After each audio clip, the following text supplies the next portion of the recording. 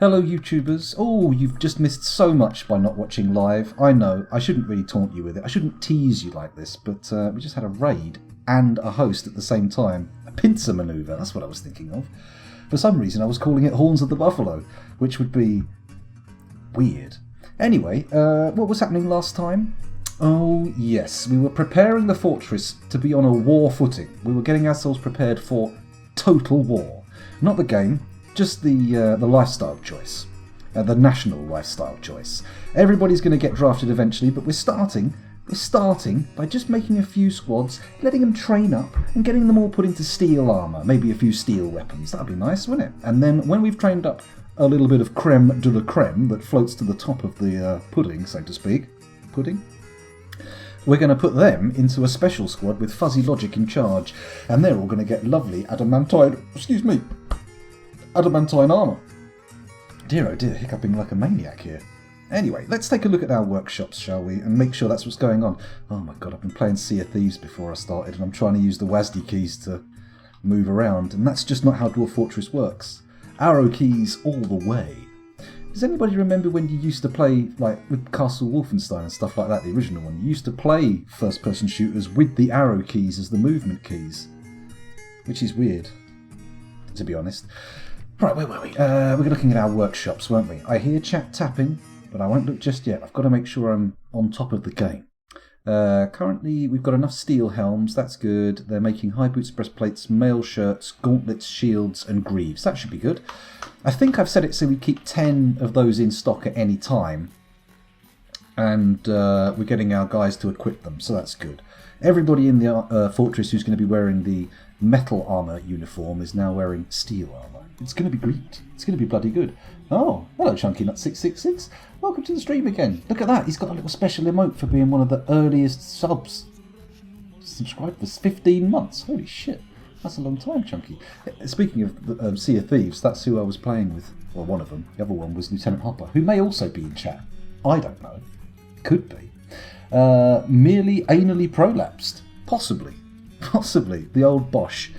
Clay Cree has redeemed a highlighted message. I have too many channel points. Well, just get... I like it when people modify the emotes. That's pretty good. You can unlock those and you can put sunglasses on them and do stuff like that. Honestly, I haven't done anything with my channel points. It's all very vanilla at the moment. I was just streaming with a friend who was called up live on stream. Oh. But he only had to go for a little while, then came back to carry on playing. Well, there we go. When you say called up, you don't mean called up to do something important, do you? Because the idea that he'd been called up for something like military service and then come back seems a bit weird. Maybe it was just a phone call. Who knows? And hello, two cats yelling. Welcome back. Right, I've got distracted by chat for a bit, and now let's get on with the game. First of all, we'll look at the military screen and make sure all those things I said about people wearing steel armour are actually true. And we'll also check out how many squads we've got. It looks like we've got 1, 2, 3, 4, 5, 6, 7 of them. But appearances can be deceptive. This one, and this one have nobody in them, and the Light Volcanoes only has 1. So realistically, we have 2 full units, and that's about as far as it goes. However, the Oily Boys are very accomplished wrestlers. Well, one of them's an accomplished wrestler. Most of them are fairly disciplined, and so they should be training up fairly quickly and getting decent weapon skills. The Mountainous Routes, apart from Curly Fries, are pretty much noobs. They're all greenhorns. But Curly Fries is an experienced person. He has, what has he got? He's got an artifact steel warhammer and full steel armour, so that's fun.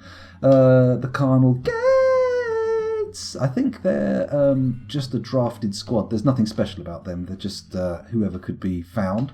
And the Light Volcanoes is going to be our elite squad, because of course we have a volcano. We named the elite squad after a volcano. Why wouldn't you? Why would you name them after anything else, you fucking barbarians? Oh, hello. What's going on in chat? Claycree says, got to put some clothing, or at least some glasses, on the pink place. Need to cover its shame. That's right. You put some glasses on the pink place and no one will be able to see its dirty secrets. They won't look into its eyes and go, oh dear, I'm too close. Shit, as you normally would. Salford Sal says he's been recalled into the army after leaving a while ago. His radio alert went off while we were streaming. He's on standby. That's exciting. Very exciting. It'd be, well, I say exciting. I mean, as exciting as a very worrying pandemic can be. But hey, at least we're all getting a little bit of time off work, right? I suppose. Look on the bright side. Anyway, let's look into populating the cuts of working, the brass incineration, and the rough hollows. If I were a Cockney, which I'm not, I might interpret the brass incineration as the burning of a prostitute alive, which I think would be a very bad thing. But luckily I'm not a Cockney, so there's no chance of me interpreting that way, only noticing that might happen. I appear to have something wrong with me. Please don't send help, they'll lock me up. And the rough hollows, well, I mean, obviously there's some serious double entendre material there, but I'm too clean for that kind of thing. I ain't going to start wallowing in the smut. Not now. Not now I've made myself such a clean-cut persona for online material. Come on. Anyway, the cuts of working. Let's put some people in there. Who've we got? Let's go over to Dwarf Therapist and take a little peek at who's available. We've already sorted here by squad. I'll just do a refresh to make sure it's the most recent data. We've got 176 adults, 24 children, and 0 vulnerable babies, which is a shame because it's nice to have a few babies lying around. Sometimes they can offer a fine distraction for any kind of marauding enemy, but sadly we can't do that at the moment. So let's minimise these. Don't need to look at the light volcanoes. We need to find 10 people to snuggle up in the cuts of working together and have a bit of fun. Have a bit of training. I said fun. I didn't mean fun. Obviously, it's going to be a nightmarish existence. I mean, their entire life from that point on is going to revolve around training for a suicide mission in which we pointlessly assault the pits of hell. I mean, you can't really get much worse than that, can you? I mean, we could set them on fire while they're doing it, but that would seem mean, right? It's a bit too much. It's going a shade too far. So where are we? Let's have a little look. Should we make a unit up of primarily gelders? I mean, we only have 3, but it can't be that hard to train, right? Maybe we can get a few people with a bit of gelding skill, and then maybe that will give them some kind of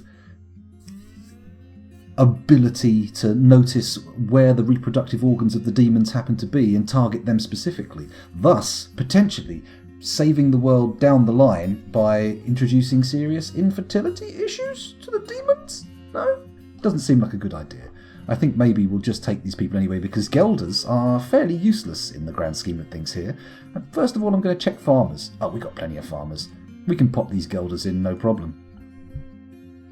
So, Authority and Garnbergian, both of you have just a dash of gelding, so that's unfortunate. If you didn't want to serve, that is. I mean, if you're happy to be in the military, then no problem, it's all good. But know this, it doesn't matter. Everybody's going to be drafted sooner or later. Even the children. Well, that's a lie. Not the children. We can't draft the children. But that is really the only reason I'm not drafting the children. I mean, I would otherwise. Seriously. We're going to get... it's going to get pretty fucking Stalingrad by the end of this. I hope so, anyway. Well, you know what I mean. I don't hope so. Well, actually, it's a game. I do hope so. I would be chuffed to bits if it got all Stalingrad and people were eating their babies in their shoes. The cuts of working. Let's put some people in there. Right, you're going in. Who have we got here? Mebzuth, you're going in as well. Wait, this isn't one of the Gelders. That's the Carnal Gates. Shit. Beansted. Zan, there we go. Assigned to squad. The cuts of working. There we go. Garnbergian, assigned... No, fuck off. Oh, for fuck's sake. Damn it. Accidentally assigned all skilled labours to be activated, which wasn't what I wanted. That was the last thing I wanted. Actually, that's not true. The last thing I wanted would probably be something like to die.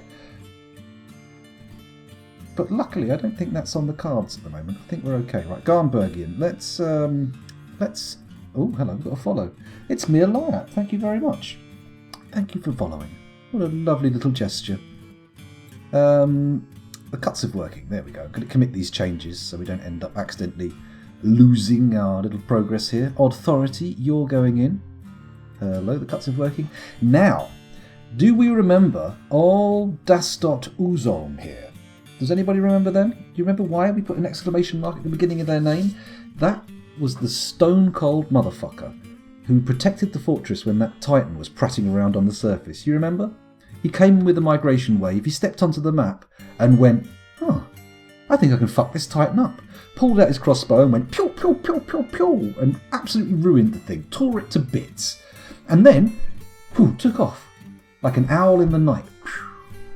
off the side of the map, just disappeared, and then turned up in the next migration wave, just coolly strolling in, going, hey, just don't mention it, guys. It's nothing. It's what I do, okay? It's just the kind of guy I am. It's the way I live my life. Hey. But check this out as well. If we go and have a little look at his stats, where are we? Other skills, is that the one? No, this is not the one. Military alt, that'll show us. Look, have a look over here. Desktop, he's got shit. Oh my god, where is his actual stats? Here they are, look. Strength 15, agility 36, everything's in the red except, crucially, endurance. He's terribly bad at everything, but he just keeps going and never gives up. Don't stop, never give up. This song will make your mind melt.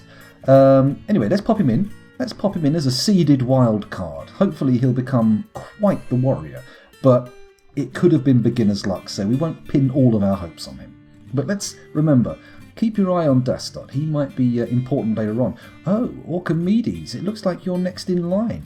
Let's just check to see if you're okay with being... no, we can't draft you. You are a child. Saved by your youth. Okay, what have we got here? A Raindog 2. Now, he's a worrying fella. Raindog has been very unhappy lately, and I feel like most of it was due to his being included in the military and having a life of pretty much nothing but training, especially when we consider that he's a level 17 legendary diagnostician. So we ripped him away from his medical career, of course, which he appears to have dedicated his life to. And then we forced him to train in the military, which turned out to be an absolutely fantastic idea because it turns out he's an absolute fucking monster. Look at this. He's got the most kills in the fortress, including, I believe, a forgotten beast. Look at him. He's an absolute beast. Level 16 Swords Dwarf, 20 Discipline. We kitted him out in a full set of adamantine armour with an adamantine sword. Frankly, he's an absolute monster, but unfortunately he's also on the cusp of insanity at all times. She is utterly harrowed by the nightmare that is their tragic life. Within the last week she felt satisfied upon improving studying. Satisfied upon improving concentration, satisfied after learning about metalsmithing 12 times, satisfied upon improving metalsmithing, satisfied at work, loneliness after being away from family for too long, boredom after leading an unexciting life for too long. That's all I need to read, Raindog. I know that's your little under-the-table way, your little backhanded way of saying, damn it, you son of a bitch, I'm in. So let's do it. Let's put him in. Or her, sorry. Let's put her in the cuts of working, and she can be our legendary seed there. She'll be there with Dastot, ready to bring up any kind of training regime that is needed to make our dwarves. Ooh la la. Ce soir. A fish dissector. Ablel, you're going into the cuts of working, and hopefully your knowledge of dissecting fish will serve you well in the war to come. If we have any sort of Piscine, Pescine, Ichthyus, if we have any fishy demons come along, that's what I'm trying to say. Hopefully he'll be able to say, look, if you stab them here, it'll pierce their float bladder and they'll sink into the ground. Water. Just hell. They'll sink into hell. Possibly. Who knows? I mean, he's only a level 10 fish dissector, so he's not technically that good at it. He's accomplished, but he's no grand master. How many people have we got in that squad now? 7. We need 3 more. Orchimedes, protected by his youth once more. We've got an engraver and a metal crafter. Honestly, mate, metal crafting is not a skill we need right now. I mean, sure, it's okay if all of our armour and our weapons have lovely copper banding on them, but it's not going to actually make them any more effective. So, unfortunately for you, you're being taken off the production lines and put on the front lines. Won't that be lovely? Won't that be nice? I think you'll enjoy it. I think you'll have lots of fond memories to take home with you after the war. He's not going home. To tell your grandchildren about, he's definitely not having any fucking grandchildren. He'd be lucky if he still has his bollocks attached by the end of this to his corpse. Anyway, here we go. Let's commit. Here we go. And that's 10 people in the cuts of working. Isn't that lovely? Now, just to make sure I don't have to do that again, we're going back over to the fortress here. We're going to skip out. We're going to press M again and check that they're all in there. Bosh, they're in. And there's only one response to that, one sensible response, and that is to do a little quick save. because quick saves save you from pain. That's what they do. We've had a lot of crashes with this little setup I've got here. Unfortunately, it was an early unstable DF hack build that I decided to use when I started, and it's just... the fortress has been worth carrying on with just for so long. And now we're assaulting hell. I mean, it doesn't really matter too much. Sure, there'll be many divergent timelines as we crash here and there and lose a little bit of time that's passed, but it's not that important, because frankly, all of these timelines now will converge on one single point. I mean, even fucking Doctor Strange won't find a way out of it. Honestly, that's it. No other thing can happen but the eventual hell raid, which is going to be nice, isn't it? It's going to be lovely. I'm sure it will make us all tingle in the right places and... okay, maybe that's not the thing to say. Let's go to Dwarf Therapist. Let's try and find some more people to go in the military. What's our next squad? The next squad we're going to go for is the Brass Incineration. Ooh, what an exciting name. Let's have a little look and see who's available. What about you? You're a level 20 chef. You know what, Beardster? We've talked about this. You're going into the fortress military at the last stop. We need you in the kitchen, keeping morale up till the last moment. Maybe we'll finish you off with a little poisoned bowl of something at the end. Once the demons are pouring out of hell, you'll be sitting there going, oh, I wish I could have gone and helped my brothers down there in the mines. And the last of them will claw their way up to the surface, well, to the kitchen with their bloodied stumps for legs, their worn through gauntlets as they've had to drag their near corpse all the way up to the top of the stairs. And they'll go, don't worry. We all felt happier dying on the front lines, knowing that you were back here making food for us to come home to, even as our bellies were rent asunder and we were forced to be unable to come home. That's what they're thinking. That's what's happening is this one. Sorry, Beardster, I know you want to fight. I know you're keen. I know you're all very Starship Troopers, Paul Verhoeven version, ready to go, but unfortunately it's just not to be.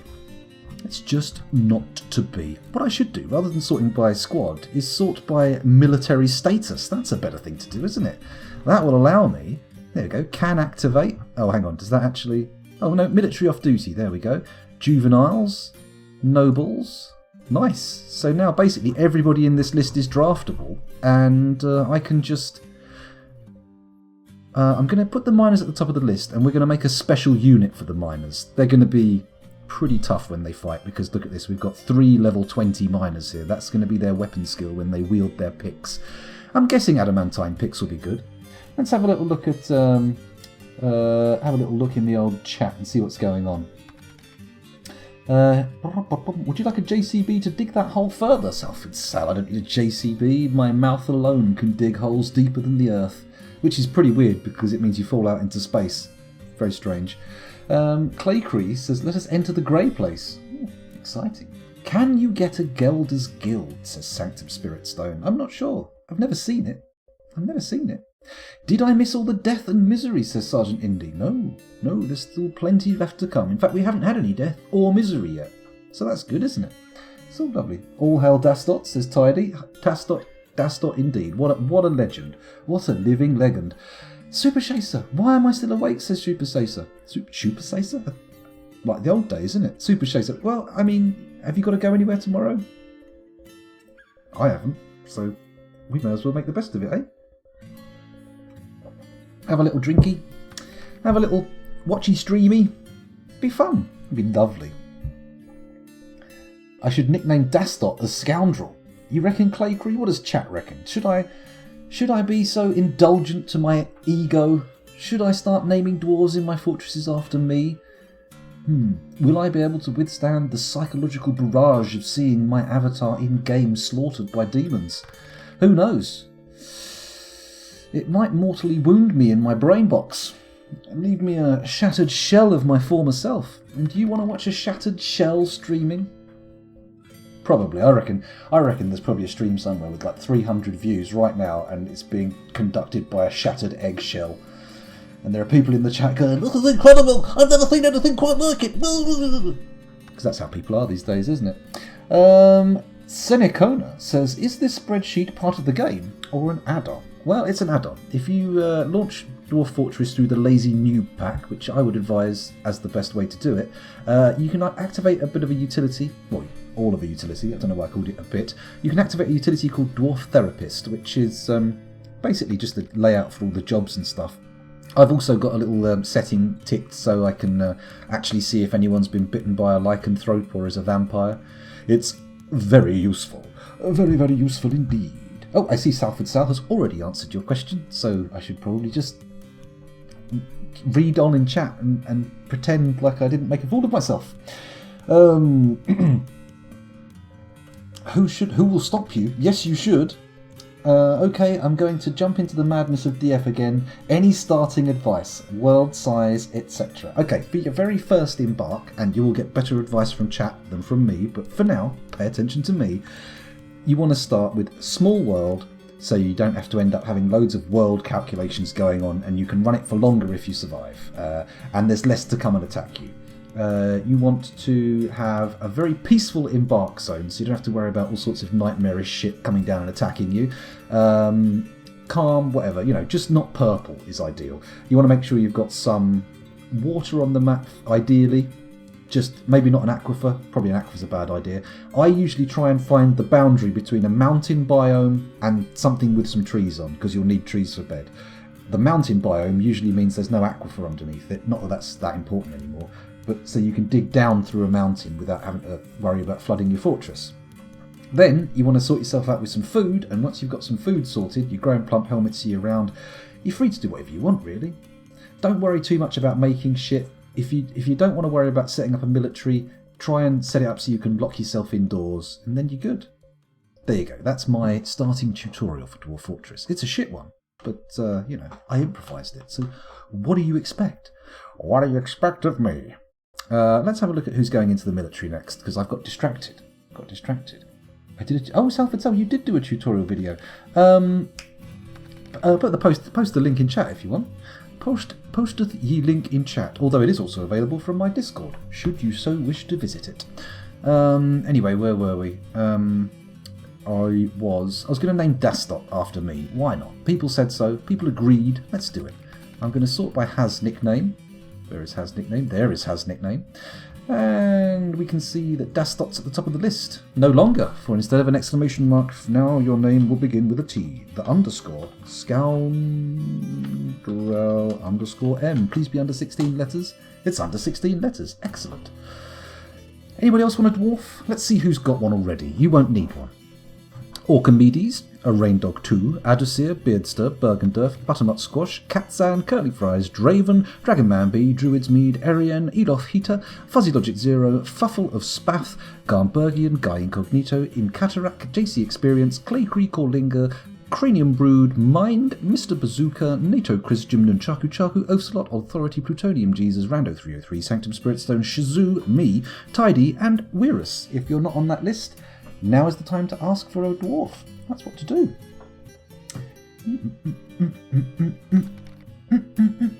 Hello, Dragonfire.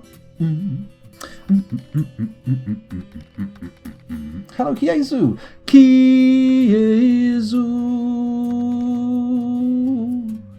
It wasn't the first thing I said, so technically that was a fail.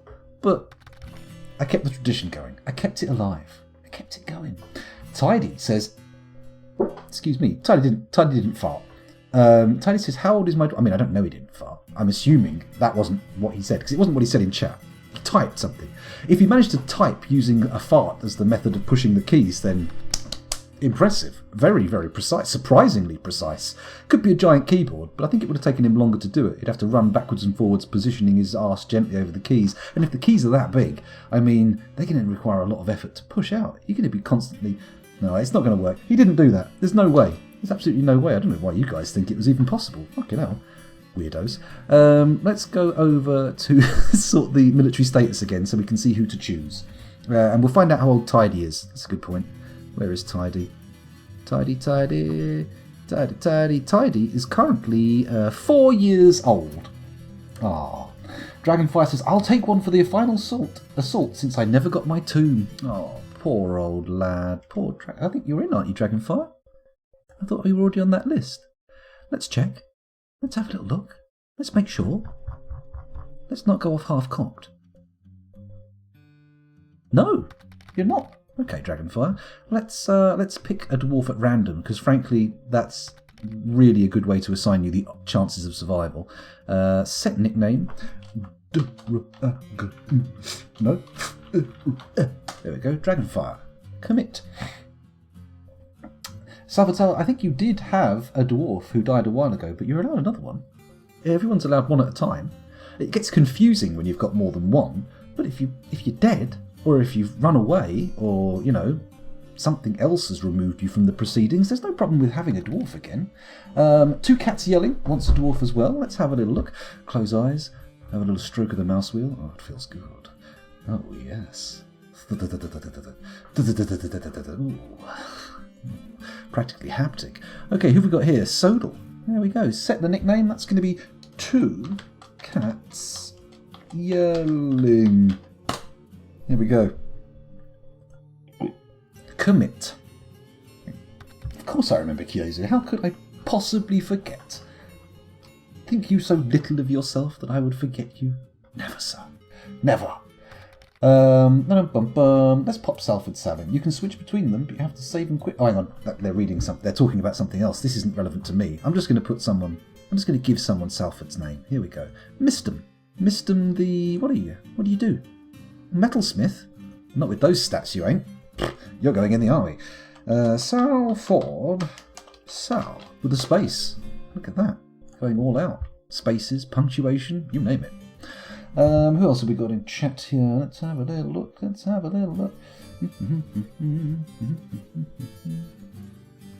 Can we wait 8 years for the final assault? I'm afraid not, Tidy. I think your fate is to be ripped asunder without even a chance to defend yourself. As a child, at least. You know, at least you'll go with your innocence. At least you won't be sullied by dirty, sexy thoughts before you die, which is honestly is a bit of a shame, to be honest. I mean, yikes. Sodal, that's only 2 letters off from my last name. Is your name Yodek? Soged. No, it's too hard. We can't go for them all. It's all relevant to you, Scoundrel M. You're captain of this ship. Oh no, I think you'll find this is madness. There's no captains or leaders here. This is all just chaos. It's an actual anarchy. It's good. I like it. That's what I'm all about. Anyway, where were we? We were putting people in military squads, weren't we? That's a very anarchist thing to do. Like a compulsory draft. Nothing more anarchist. Definitely not. Right, where were we? We're doing it by military status. Status militaire. We also want to make sure we're not putting any miners in, because they're having a special squad. This guy's a ranger. Old man Amos. Let's assign him to the brass incineration. You're the first in. Well done.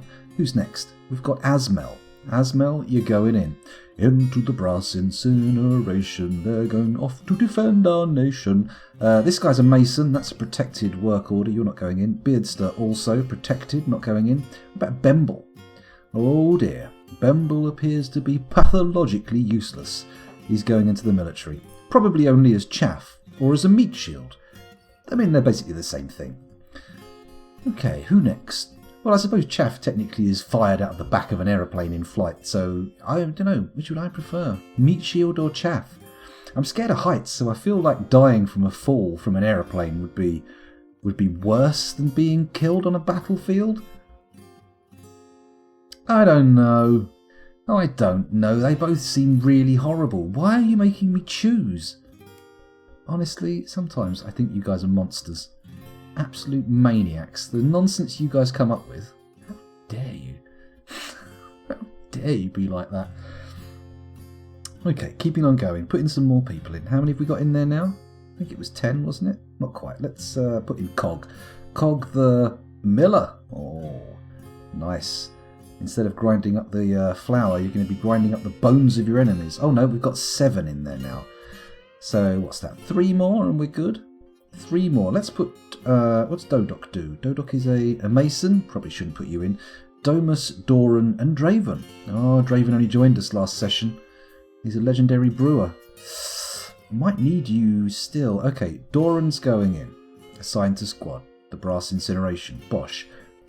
Domos, you're not doing anything important. In you go. Brass incineration. 9 members. Very good. And what about Doomed? What do you do? Masonry. God damn it. Engraving. Oh, no. From now on, your entire job is to engrave things on the bones of your fallen enemies. I mean, I know technically you're a stone engraver rather than a bone engraver, but it can't be that hard to retrain. Maybe it is on a battlefield, but whatever. Let's do a quick save to make sure that we can actually keep these changes. Hashtag blame chat for Scoundrel's Insanity. Why not? Why not? It's your psychic vibes that are forcing me to think these thoughts, says the possible schizophrenic. It's not the case. Don't worry, I know it's me. I know I'm doing it. I'm just trying to get you involved, trying to make you feel like you're part of it. It's nice, isn't it? Sinking into madness. It's like sort of that warm, happy, spreading feeling when you piss yourself and then followed by the shame and unhappiness. But at first it feels quite nice. You know what else feels really nice? This isn't relevant, but if you get a flannel, a nice dry flannel, and you fold it over a few times so it's nice and thick, and then you pinch it between your thumb and your forefinger, and then as you run in the hot tap, you pop it under, and the water soaks into the flannel between your fingers, and you feel them just, feel that flannel give between your thumb and forefinger. It's a really pleasant sensation. I recommend it, and it's relatively easy to recreate. It's good. Try it next time you're washing your face, or whatever. I mean, I don't mind. You can do it while you're washing your balls if you want, provided you have balls. I mean, if you don't, wash someone else's balls. I'm sure they'll appreciate it, as long as you ask them first. If you just randomly run up to someone and start washing their balls, they're going to take a dim view. They're going to be like, "Excuse me, do you mind? These are my testicles, and I am the only one who should be washing them, unless prior permission has been granted. It just so happens I've pooed my pants, and there is a large amount of shit squirreled away in the creases, so if you wouldn't mind, grab that wet wipe and just twirl it up to a point and whinny that stuff out if you wouldn't. If you could. Thank you." That went weird places, didn't it? Right, where were we? It's unpaused. Let's unpause the game and go into the military screen. Make sure all those people actually ended up in the military. Carnal Gates, cuts of working, brass incineration, and then the rough hollows. Lovely. Do we put 10 people in the rough hollows? We probably should, shouldn't we? Probably should. A lol, says Two Cats Yelling.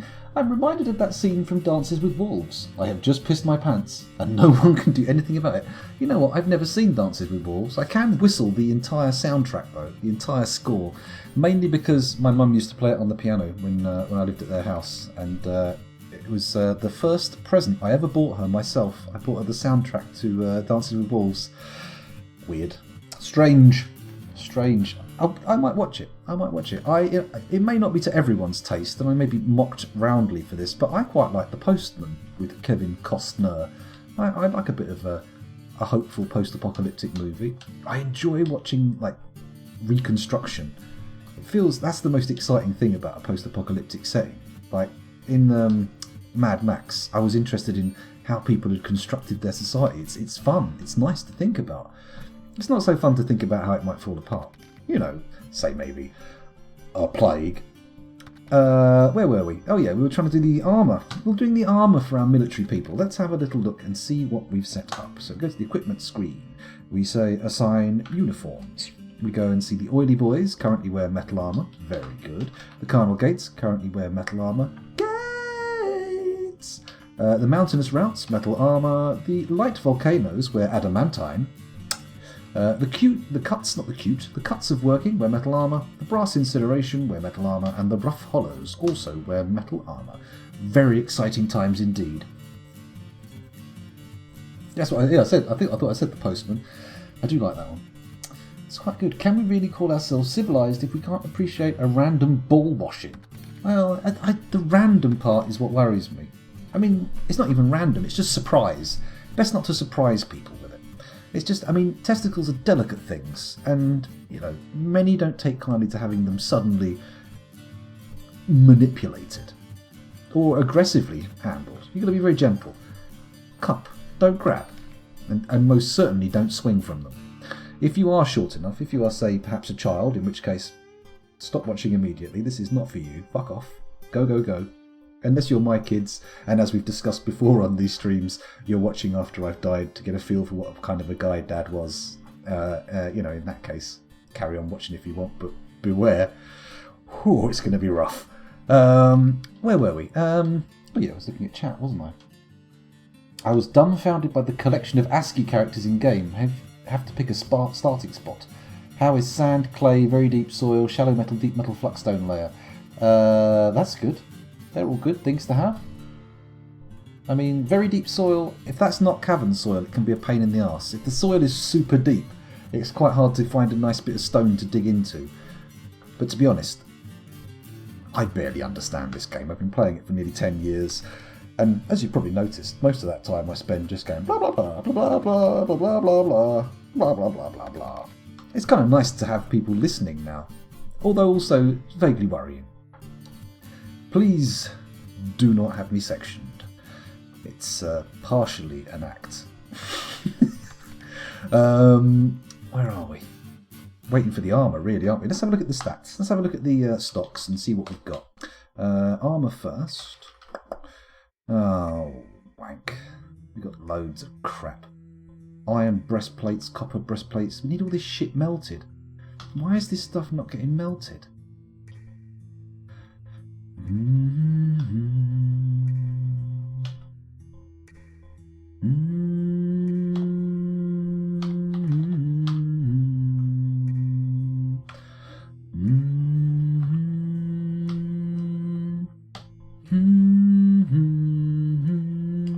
For some reason, YouTube has recently just started recommending me loads of videos by the guy who did Potion Seller.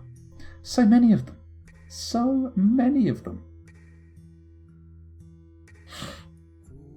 I'm looking at chat and I'm seeing people helping two cats. How lovely of you. That's so nice. Let's have a look here. We've got steel shields. What in the name of fucking hell was I thinking when I started making steel shields? These motherfuckers can get melted down. That's right. It's melting time. Oh, gun. Oh, gum. Oh, some. Whatever. I got it wrong. Steel spears. We'll keep those. Warhammers. Helm, helm, helm. Do I really want to keep the steel warhammer? Oh, that's the artifact one, isn't it? That would be foolish, at the very least, to melt. Is that all of our steel stuff? Okay, so we don't have that many full suits of armour. Oh, wait, that's 12 there. Okay. 14 male shirts. Okay. Maybe we keep melting the ones that aren't quite supreme quality? Then again, steel is steel, isn't it? The riddle of steel! Let's cram. Do we start making some weapons? You know what? Let's see what weapons we can actually assign to the military we have first. That makes sense. The oily boys, should we start assigning them weapons?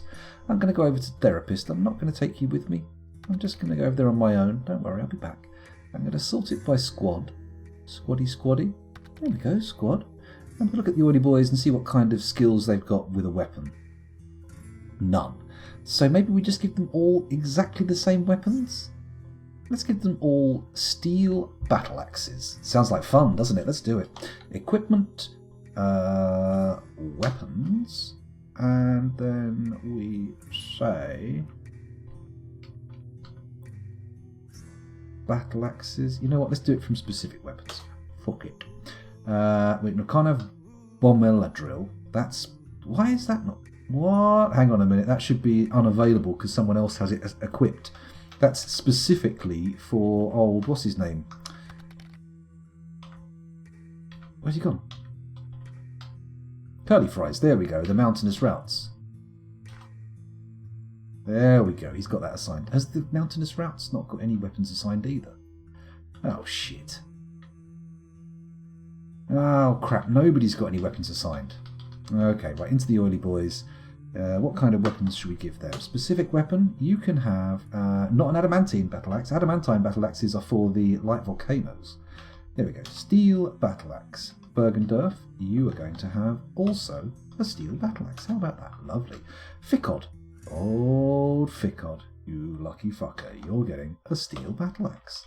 This particular steel battle axe. Erith. How about not being named after somewhere near where I live? Specific weapon. Steel battle axe. Ezum. Ah, there we go. You know a specific weapon as well. I'll give you a steel battle axe. Fath. You're going to have a specific weapon, and guess what? Steel battle axe. I know, right? Surprise, surprise. You're getting a specific weapon. Ooh, are you though? Iron great axe. That's not practical. We don't need that. Oh. Looks like you're not getting a steel axe just yet. You have a copper battle axe, but that's not very exciting, is it? It's a bit disappointing. Oh dear. Well, in that case, we're not going to give you a specific one. We're going to go back. We're going to say weapon. And we're going to say... Oh, wait. Hang on.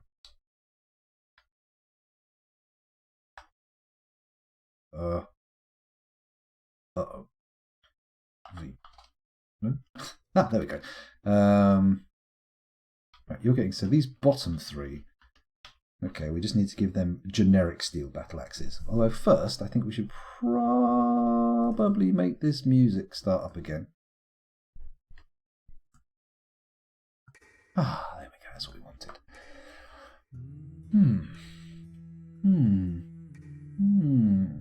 What is best in life, scoundrel? I would totally recommend individual choice melee on the pre-made uniforms. Really? It seems very generic.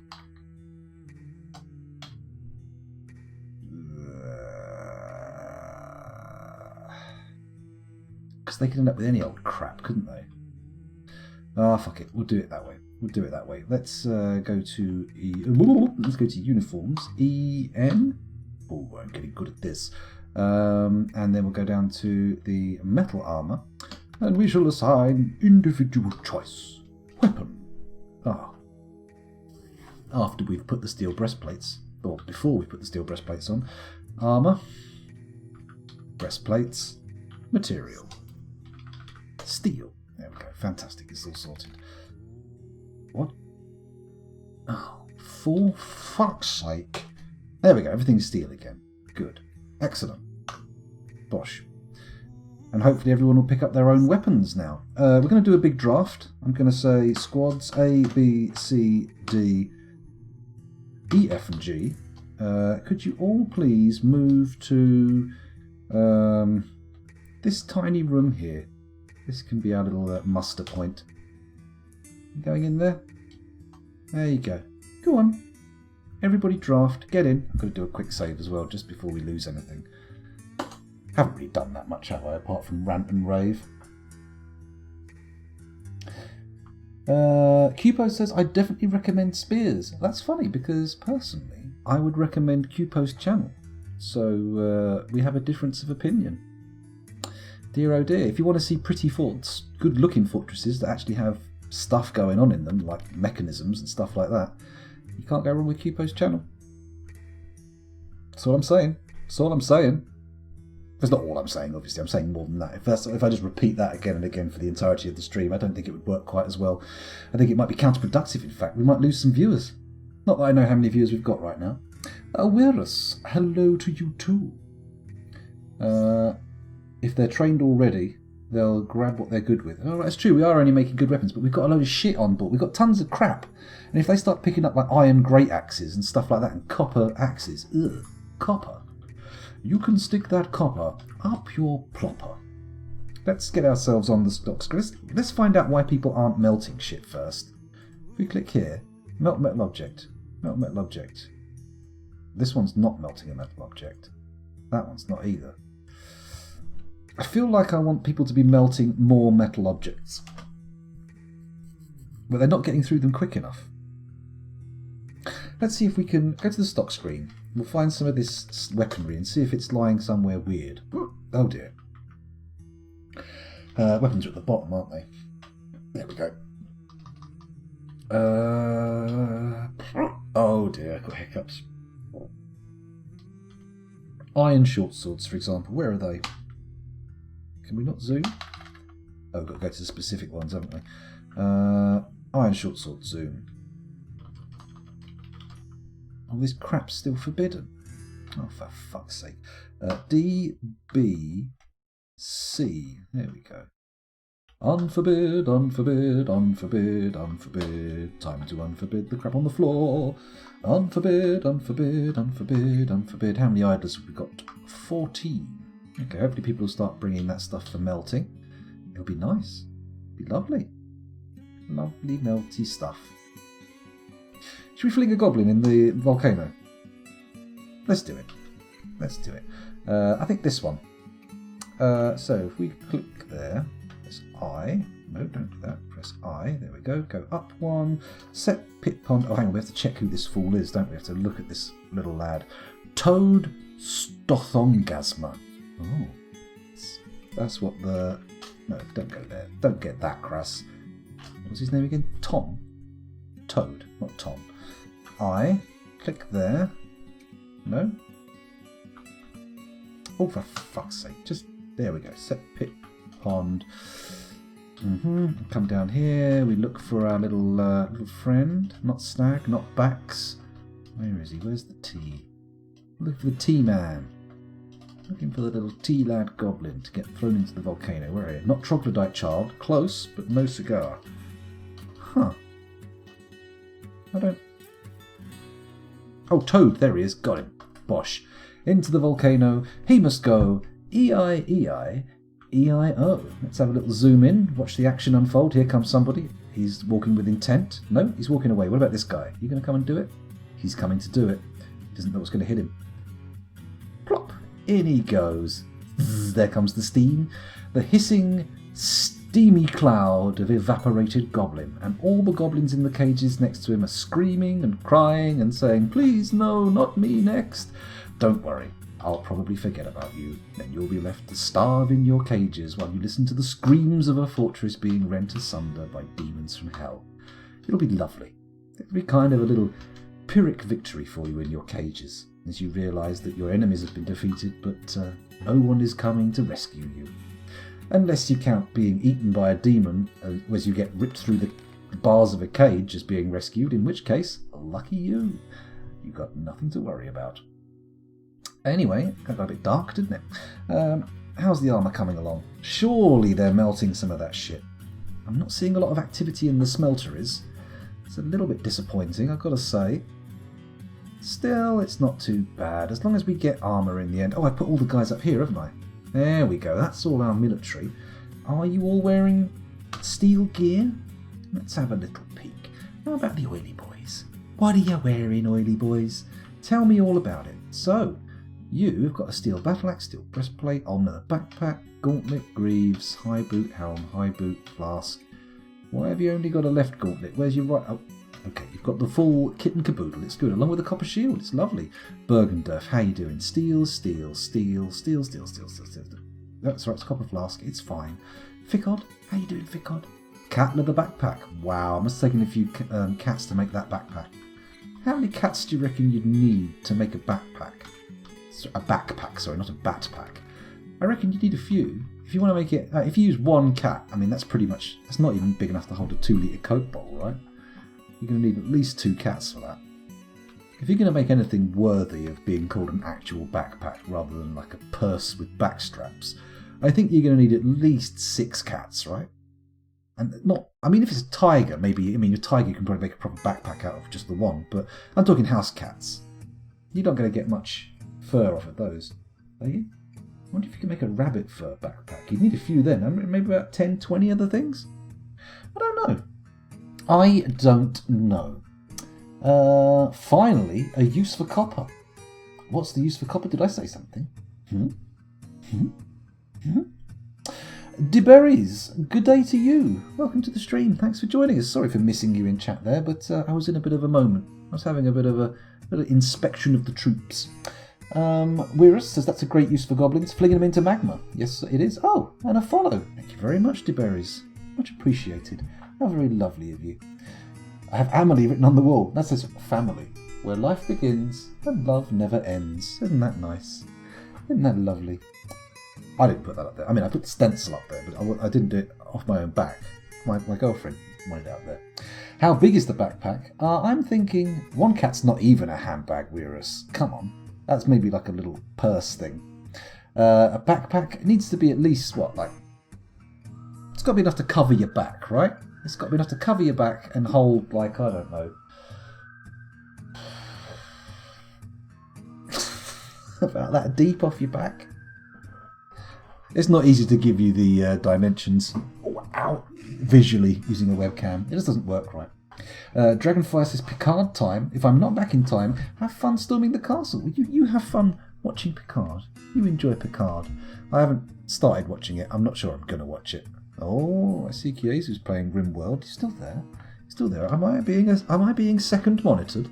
Am I being relegated? That's fine. I don't mind. I don't actually mind if you just went and played RimWorld. That's also perfectly fine. The oily boys are all in steel armour. Let's check out the carnal gates. How are they doing? Gates! They're all wearing steel armour as well. This is pretty good, look. We're actually doing quite well for material. We're doing good. Ah, good. Second monitoring. That's pretty good. I'm good enough to stay on, even when other things are there to draw your attention, like the marvellous RimWorld. I should play RimWorld again soon. I'll probably do it once the hype's died down a bit around the new DLC, because I'm not getting the new DLC, but I feel like if you're not playing it at the moment, then what are you doing playing RimWorld, yeah? Right? Exactly. Okay, so the cuts are working. The new ones don't quite have. We need to make about, what, 30 more suits of steel mail? Let me check how many bars we've got of steel. The riddle of steel. Bars. Here we go. Steel bars. 171. It's not a lot. We might need to do some duping to give everybody a full set. Then again, maybe those who ended up getting drafted last will end up with slightly papage equipment. That might be the case. Abacadabra. Oh, there we go. Everybody get back to doing what you were doing, which should be training. Speaking of which, let's set them all to train. Now, people have said in chat previously that it's better not to put them to train with all 10 people present, because if somebody can't turn up, they won't start training. Somebody said train with 6 minimum, so it doesn't matter if some people don't turn up. Is this still the prevailing wisdom in chat, or does someone wish to say, this is bullshit, scoundrel, stop it, stop it, stop it, stop it, stop it, stop it, stop it. It's up to you. You can express your opinion however you wish. Feel free. I mean, express it like in text form in chat. That would be the best way to do it, really. Don't, actually hunt me down and slap me about. That would be no good. I would not enjoy that. In fact, it might make me stop streaming entirely. Oh shit, shouldn't have said that. Somebody probably does want me to stop screaming. Screaming? Okay, so I can only get 3 squads on here. What's all this about? Where are the other squads gone? Is there a second page I should know about?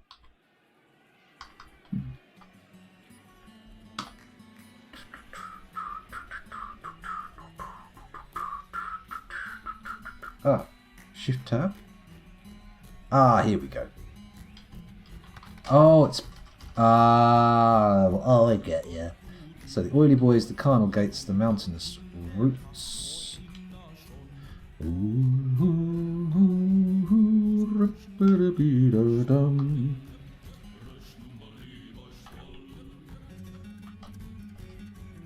There we go.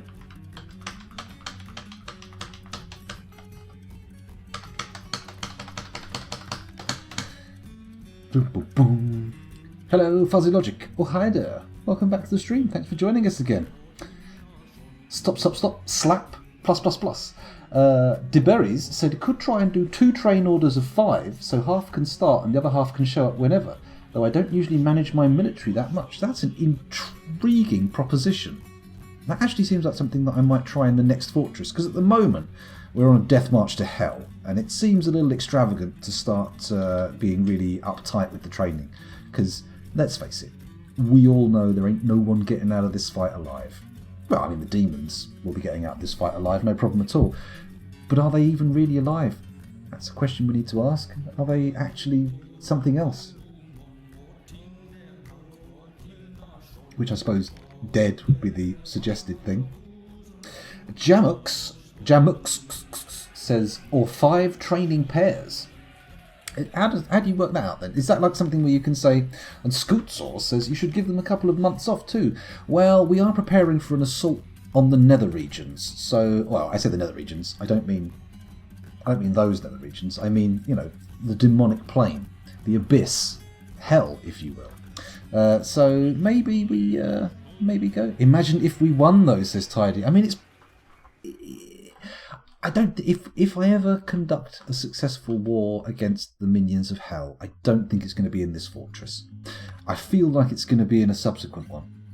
That is true. I do mostly with marksman squads, giving 10 train orders of 1 so they don't spar or do demonstrations, but just shoot constantly. I have yet to get marks dwarves to actually shoot a bolt at an enemy. They always charge in and start whacking it around the head with their crossbow, which gives me no end of anguish. Which is why I've stuck to melee squads for this. Isn't that lovely? Isn't it lovely? Isn't it wonderful? No, it's not. Stop singing, scoundrel. This isn't some kind of show tune extravaganza. This is a serious game of Dwarf Fortress for serious viewers with serious opinions and serious ideas. Or maybe not. Maybe not. Maybe some of you are very silly people. I am not the one to judge. Who's making stuff with adamantine, and why? Oh, okay, they're just making a full stockpile. That's fine. I don't care. Carry on. In fact, go nuts. Go wild. Go ham. Go loopy. Go bonkers. Okay, let's stop there before I start taking too long between words. Okay, so the military are all good. But people are suggesting, I don't know. Station them a ways from the enemy. I've tried. I've tried that, but they always seem to charge in. Tidy says, seriously? I'm not entirely sure what that's in relation to. So you're going to have to give me a little bit of context. DeBerries says, I just sealed them into a fortified cube with enough food to last for a few months.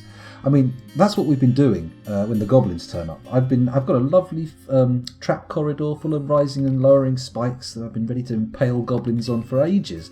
And every time they turn up, I close the gate and go, oh, we'll just train the military up a little bit more, and then we'll have them stationed at the end of the corridor and we can kill the goblins. And the goblins just fuck off. They get bored and they piss off, and I never get to actually fight them. So, everyone hates archers, but they're okay if you play them right. You know what? I do have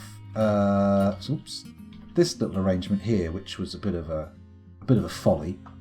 It turns out that siege weaponry is not that impressive when it comes to fighting outdoors. In fact, weirdly, it's only any use in a rather tight corridor, which seems very unusual for siege weaponry. I've never ever heard of a siege that was conducted in tight corridors, unless you count like sappers' tunnels, in which case I suppose that was conducted in tight corridors, but they weren't using ballistas and they certainly weren't using catapults, and I doubt very much that they were using a trebuchet. Probably not. A trebuchet. Everyone hates archers. Oh, siege weapons suck. They do. Do they? Is there any circumstance under which they are useful? Because I spent ages training up my little lads using rocks and catapults, and then when that first wave of goblins came and I thought, yeah, we're going to shoot them, they're going to get fucked up, screw you goblins, they just missed every shot. Actually, that's not true. They failed to even get to the pillbox with the ballistas in because there were holes in the roof where I'd cut down trees and there had been roots. And so they flooded forth into the fortress and slaughtered all of my lovely, lovely boys. Oh, lovely boys. Why must you die? You are mistaking siege with anti-siege. That's a good point. That's a very good point. I suppose they aren't really practical for... I don't know, if you had ballistas mounted on the walls of a castle, you could probably fuck up some, grouped up troops. I suppose they could just sort of disperse separately, but I don't know. I'm not an expert in siege warfare. I have never been part of a siege, funnily enough. Very odd, I know, most people, they spend at least half of their life under siege these days, but not me. Did you know ballistas can't launch a 95 kilogram stone projectile over 3 meters, like ballistas can? Oh my goodness. I once hit a dragon with a ballista and it only dented him. Oh, Scootsor, that sounds a little bit disappointing. of an anticlimax, I would say. And especially considering what we were taught by Game of Thrones. That suggested that a ballista was the perfect weapon to fight a dragon with, unless you were on a boat and a twat. And in the bad season. Siege weapons only fought challenge has been on my to-dos for a while. Oh my god. What you need to do there is have like a nice twisty-turny corridor that they have to go through and then just ballistas at the end. But holy shit, those catapults are cack. I'm currently under siege by a microbe. Oh, Fuzzy, are you being assaulted by the Perplaga? Has the world's pandemic come to your door? I hope not. That's a bit unfortunate. Whereas maybe the dwarves are too drunk to man the siege weapons properly. Maybe. Claycree says, "Oh, Scound, if you want more exciting sieges, make your next fort without and bridges." Next fort without? Oh, you mean outdoors, like on the surface? Is that what you mean?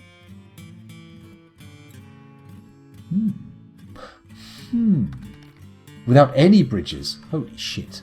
I don't think I could handle that. It sounds a little bit too dangerous. A little bit much for my delicate sensibilities. Okie dokie. So, is anything going to happen here, or are we just going to wait for a bit for them to... I mean, I suppose I should start putting more people into the military, right? But do we even have accommodation for them? Not really.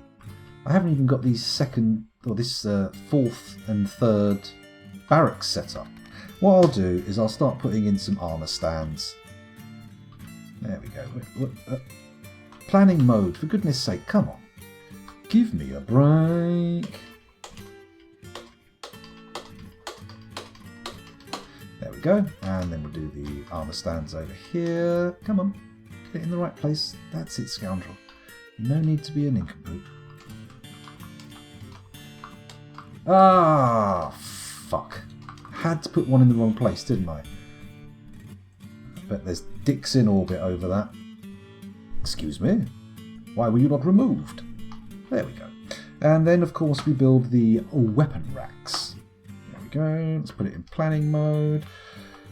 Blah, blah, blah, blah, blah, blah, blah. What happened there? Got out of control. Oh, fuck. I've already beansed it. There we go. There we go. That's what we're looking for. Ooh, nearly. And again. It's okay, though. We've made it. Everything's fine. There we go. Now, have these been assigned to any particular set of dwarves? No. In which case, let us size the room and assign some dwarves to be living there. Who have we got? It's a barracks. Bosh. It's not for the oily boys, it's not for the carnal gates, it's not for the mountainous rats, it's not for the light volcanoes, it's for the cuts of working. Who exist. They totally exist. Train there, sleep there, and wear squad equipment there. Sure, why not? Okay. This one's for the light volcanoes, right? No. This one's for the light volcanoes? Yes. So this one isn't for anybody yet. Okay. Let's check the surface. Let's see if the who's got what. This room is for the mountainous routes. Don't need those. This one is for the... Oops, a daisy. Carnal gates. Gates! And this one is for... That's a reference that only a few people will get. The oily boys. Okay, so... Oily boys, gates, routes. All have their own barracks. Let's take a look at who needs them. Light volcanoes, carnal gates... Cuts of working have already assigned here, so it's only the brass incineration that need one, and then we're sorted. So let's make it a bedroom, let's make it a barracks, let's size it. Here we go. Oh, look at it get bigger and bigger. And press B. And then we go down to the brass incineration and say train here, wear your squad equipment, and sleep here. That's how it works, isn't it? Better be, otherwise we're all fucked. Okay, so, do we want more barracks? I think we do, really. The population is currently, let's have a little look, 176 adults, 24 children, and 0 vulnerable babies. So, realistically, we can afford quite a few more people to go into the military. So we've got 20, 30, 40, 50... So we've got 50 regular units and 1 elite unit that so far only has 1 member. The old fuzzy logic. Look at him go.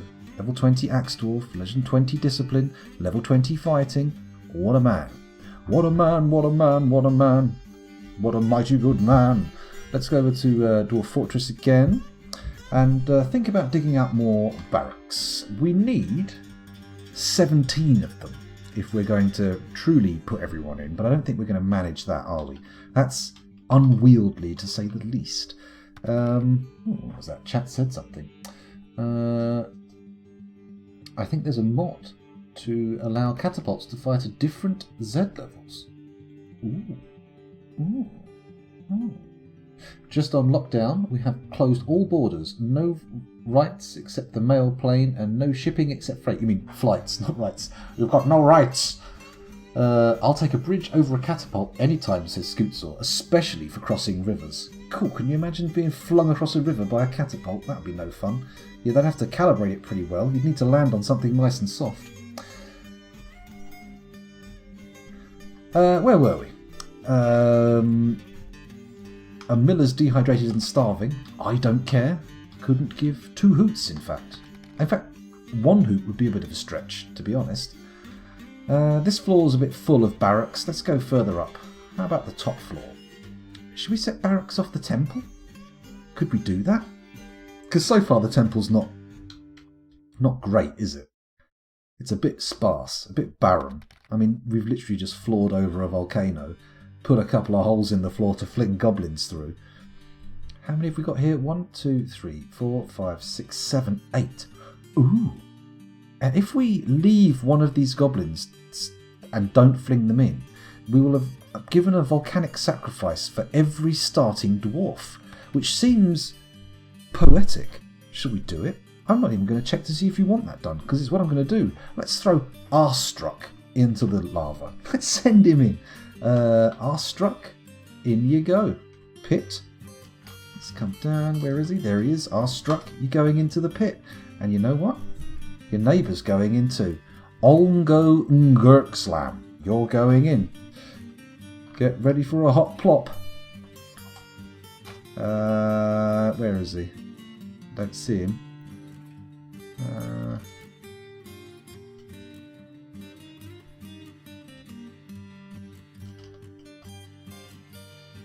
Was that him? Oh god, I can't remember his name now. Was that him? No, it's not Arstruck. He's going in the other one.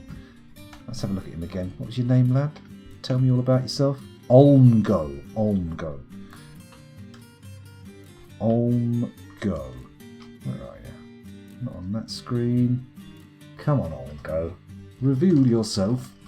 Olmgo. There he is. Bosh, you're going in the magma. And who's your neighbour? Who's your neighbour? Oh, another Arstruck Ungotsu. Oh, shit. Ah, okay. Arstruck Atusnag. He's the one going in there. And Arstruck Ungotsamu is going in that one. Shit, we've got a problem.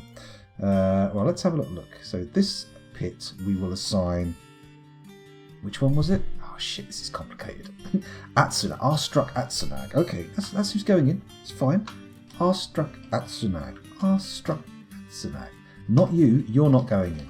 It's the other one. Thank God we checked. There we go. You're going in there. And then the other Arstruck... Arstruck, Arstruck. You're going in there. Arstruck Ungotsunakanakas. You're going in. A pit pond. There we go. There we go. Plop. And who's the last? Who's the last? Snodub. Mind you, who's this? Smuntsu. Snodub or Smuntsu? Who will be the one to stay behind and just witness the horrors to come? Smuntsu, you're going in. No, Snodub, you're going in. Snodub's going in. Smuntsu is safe. So we want Snodub. Snodub. Snodub, Snodub, Snodub. There he is. Snodub Snamozozod. Horrible name. Horrible goblin. There you go. You're going in. Right, let's just watch as somebody comes up to give them all the plop. The hot ploppin'. Hot ploppin', baby. Hot plotting, baby. Goblins going, dropping to the bottom of the magma bin. Don't improvise song, scoundrel. You'll drive away the viewers. It's a very bad idea. You're not good at it. It's not your strong suit. Let's have a look here. Catapult is my preferred method to travel over any river, says Tidy. Well, I think it'd be fun up until the point you landed. Also, I'm not great with heights. I feel like I'd be in a state of panic for most of it. Sneaky goblins with similar names, I know. It's cheeky, isn't it? They should really try and be a little bit more distinct. All this falling in lava makes me want to watch Lord of the Rings again. Oh, yeah. Watch these lads falling while they clutch for their precious. Mind you, I think only Gollum knows the true addictive nature of the ring, right? None of the goblins really even had a look in. I don't think... Did a goblin ever wear... Was there a gobbo in the Silmarillion who got hold of the One Ring? Somehow I doubt it. Oh, someone's bringing a fresh cage for some region. In he goes. Who's going in first? Question mark? What the actual fuck is going on here? Where's the plop? Where's the sizzling hot plop? Oh, fuck. What an absolute shit show. Calling all military squads, please attend the temple. A, B, C, D, E, F, G. Everybody's gonna go and kill this fool.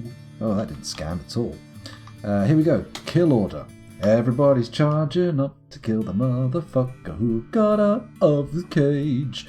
And then we're gonna throw him into a bin full of magma. It's not even a bin, is it? It's an actual volcano. Did we even take their gear? I don't think we did we? Oh no, they've killed Ravod. That's not good. Poor old Ravod. Somebody did get plopped though, look at that. Ah, how does it feel to stand amongst the vaporized remains of one of your friends? Is it good? I mean, making me feel pretty good. I'm positively tumescent over it. He's just staying there. He can't see a way to get out, can he? He's... Oh, well. No, he was just fighting a dog. Let's follow him. Let's see how far he goes. This is a first test for our new military strategy. It's like a Cryptbeards rush. Oh, hello. He's found people on the stairs. Are they people on pilgrimage? Or are they actual military dwarves? It doesn't look good. I'm guessing they're off to execute their religious duties. Oh, wait a minute. He's dead. He's dead. Let's have a little peek. Let's have a little pause. Have a little peek at Dwarf Therapist. We did have 176 adults, 24 children, and 0 vulnerable babies. And now we have 173 adults, 24 children, and 0 vulnerable babies. Which is good. Good. We only lost 3 people. I like that. That's a good number of people to die in a necessary dying event. I mean, just apropos of nothing, then there are no good numbers of people to die. It doesn't look like... Oh, we lost someone from the brass incineration. Oh, dearie me. Poor old brass incineration. Come with me, and you'll be drafted into the brass incineration. Who's going in? Who's replacing the fallen? Let's have a little look. Sorry, I've left the game running in the background. It's alright though, we'll be fine. Oily boys are all good, carnal gates are all good, nutless routes are all good, that's all good. Cuts, there we go, brass incineration. Who's next? You know what? Feb, don't care what you do, you're going in. Assigned to squad, the brass incineration. Commit. And then let's go back to the fortress. Excuse me. You're not allowed to say excuse me when you do a finger click and an air point when you fart. It's gone beyond the pale at that point. Like my underpants, no longer pale, stained with a miasmal brown. I hope not. Because they were black. I mean, you have to have some pretty heavy soiling to turn black pants brown. Don't you turn my black pants brown. We should get those steel anvils melted, shouldn't we? Or did I already do that? Did I already set the anvils to be melted? I did. I did. Nobody's fucking doing it, but I did ask them to. Which is a bit annoying. It's very annoying. They have another catapult on the other side to catch you. Oh my god, that's going to take some manoeuvring. Weirus says trouble in paradise. That's right. Oh, think twice. There's a goblin on the loose in paradise. The Oldie Fool says, I think it was implied that if a goblin found the ring, it would have ended up back in Sauron's hand rather quickly. That's a good point. Yeah, probably would have done. Although they would have at least attempted to put it on, right? A goblin's going to at least attempt to overthrow Sauron. It's in their nature. Just Sauron knows he can squat them. Squash them. Not squat them. For some reason, squatting implies pooping. I haven't read it, but I think the Silmarillion is set before the Third Age. The Rings of Power were only created in the Third Age. Oh, Tom Bombadil's day. Oh, no, actually, Tom Bombadil's from before then, isn't it? I'm not sure. Sauron had it, the human who defeated him kept it and dropped it in the river where Hobbit, like Sméagol or his brother, found it. Bilbo stole it, gave it to Frodo, and Sam carried Frodo. That's a good point. They're the only people who held it. I should know that. I should bloody know that. I've seen the movies. I remember watching them in the film. In the cinema. It was a jolly exciting moment. I remember when they announced they were being made, I was still in school, and I was highly excited because Bad Taste and Braindead were amongst my favourite movies. In fact, Braindead is a contender for my favourite film of all time. A goblin would try to keep it, yes, but the ring would very quickly overcome them and force them to take it back to Sauron. Ah, that makes sense. That makes a kind of dark and foreboding sense. Right. I've only got 9 idlers, which suggests to me that we're moving quite a bit of shit. Oh, we deconstructed the trade depot, didn't we? We should probably reconstruct it. Build trade depot. Right there, just in case anyone brings some something to trade, right? Just in case. We wouldn't want to be caught short, unable to receive traders. That would be a terrible situation, even for a fortress going into a complete military lockdown. Now, this room's a bit big for a barracks, isn't it? Oh. Poor old Obok's been found dead. Poor old Obok. Dead in a ditch at the age of 5. That's not actually how old he was. I've got no idea how old he was. I'm basically making things up as I go along. Let's put 10 beds in here. I'm guessing I didn't make this as a barracks, but assuming I did, let's just pop some beds in. 2, 3, 4, 5, 6, 7, 8, 9, 10 beds. Very exciting. Let's put some armour stands in. We've got planning mode on, so we can just pop those in. Why I went to the top first, I'll never know. 1, 2, 3. We're in the wrong place. 4, 5, 6, 7, 8, 9.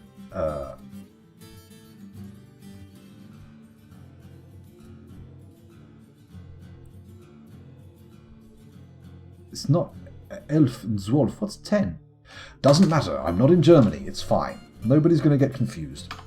And then we go build a weapon rack. And in planning mode. 1, 2, 3, 4, 5, 6, 7, 8, 9, 10.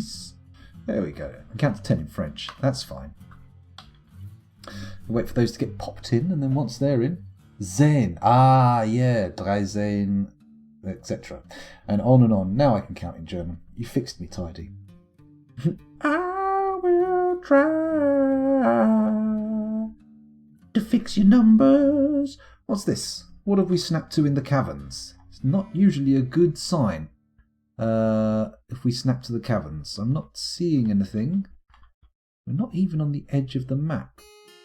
Has someone been taken by a fey mood? Oh, it's a fucking gremlin. Boring. Somebody attack the gremlin, please. It's not coming up in the announcements, though. That's weird. You little shitbag. You better not fucking flick that switch. Right, it's military time. In fact, let's just send Fuzzy down. Let's just send our elite down to kill this little prick. Seems like a good way to do it. K, enter. There we go. Kill the gremlin, kill the gremlin, kill the gremlin, kill the gremlin. Oh, he's backed himself into a dead end. You're a silly little fuckwit, aren't you? You're a silly little fuckwit, yes you are. You're a silly little fuckwit, you're gonna die. Silly little fuckwit, fuckwit, fuckwit. No. Pop. Poop pop, you want me to save? Okay, I'll save. Why not? Let's do it. Quick save. There we go. It's all good. A goblin maceman. Is that... What? Question mark? No. That was from before when the shit was going on upstairs, right? Question mark? Query? Oh, someone said something in the Discord. Let's have a little peeky poo up there. What's going on? Who said something? Oh, it's just the welcome bot saying hello to two cats yelling. Oh, thank you for joining us. Hopefully it won't be too crazy for you. Hopefully it'll be a nice little place to have a chit-chat. Right, let's have another look at this thing. Interrupted by Goblin Maceman. Where's this? Holy fucking shit, there was a Goblin Maceman. What was that all about? Did another one of those guys at the... Christ on a fucking bike. So, we're going to go S, A, B, C, D, E, F, G. We're going to kill from a list and we're going to find all of the goblins. I'm just going to do a slaughter run. A, B, C, D, E, F, G, H, I, J. And then we go a bit further down and we say also holding shift. A, B, C, D. That's G. Which we don't want to kill a badge bear. No point. D, E. There we go. F, there we go. Any more goblins in the fort? Oh, look at that. A, B, C, D, E, F, G, H, I, J. Keep going down. That's a lot of goblins. Are we under siege? Did I miss a siege notification?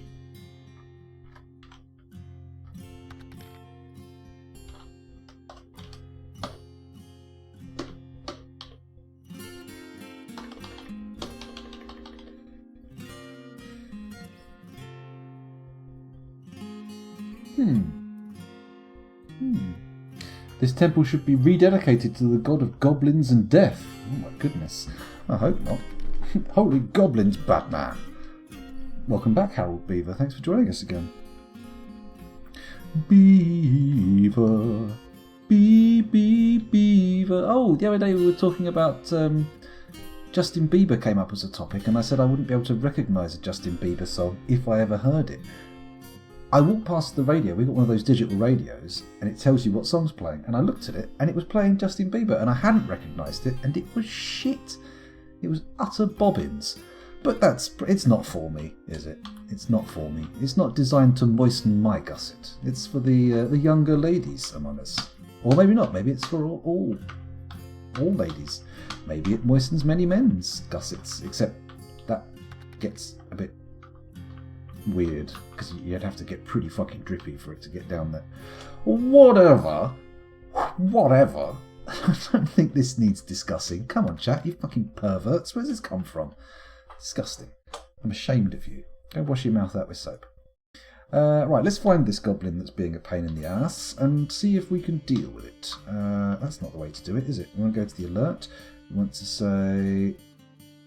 It does appear that nothing else has happened since, so if we zoom there and have a little peeky poo around here, that's... Oh, fuzzy logic is right there, which suggests to me that that goblin got fucked up pretty quickly. Let's look at the combat reports. That's probably a more sensible thing to do. The Goblin Maceman. 31 pages of combat. Holy shit, that's a lot of blue. That is a lot of blue. Oh shit. Yeah, it looks like he fought Fuzzy Logic for quite a while for some reason. The militia captain punches the Goblin Maceman in the nose with her left hand and the injured part explodes into gore.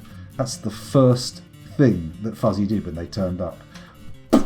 Smash the nose. Next one's the left lower leg. Attack is deflected by the iron high boot. Oh, I see. So it took a little while to get through the armour, but I think if we go down to page 31, we will see the militia captain strikes the goblin maceman in the head with her copper shield, and the injured part explodes into gore. An artery has been opened by the attack. Nomal Lolokanakoth, the leatherworker, has been found dead. Oh dear, poor little Lolo. Let's see how many fortress denizens we have left. We had 172 adults, 24 children, and 0 vulnerable babies. And now 149. Shit, that was a slaughter.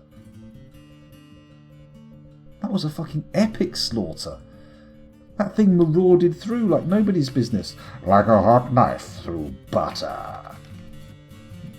Let's not bother flinging any more volcanoes. It looks like that sacrifice was not well received by the volcano god, and frankly, they could have been a little less dickish about it. Let's check our military. We've lost 2 oily boys. You were supposed to be the oily ones. And we've lost 1 of the mountainous routes. Not Curly Fries, of course, who, wielding a steel warhammer, is unlikely to pop his clogs anytime soon. So, the mountainous routes. Let's go to the military status, and then we'll choose somebody to stick into the mountainous routes. It's going to be not a miner. It's going to be Datan. Yes, Datan. You're going in. Assign to squad the mountainous routes. Bosh. Commit. Lovely. What in the name of melting fucksticks is going on here? Sorry, something's happening in the fortress in the background. I'll just take us back over there. There we go. This looks a little bit blood-soaked. What's all this about, eh?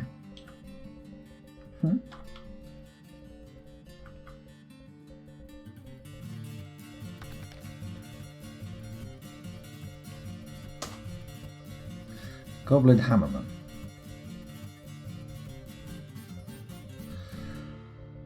The Goblin Hammerman punches the metalcrafter in the upper body with her right hand, bruising the muscle and shattering the right false ribs through the giant cave spider silk cloak. The Goblin Hammerman punches the metalcrafter in the left foot with her left hand, bruising the muscle through the llama wool shoe. Dragonfire's not doing well there. Withdrawing. Oh, hello. I'm fighting.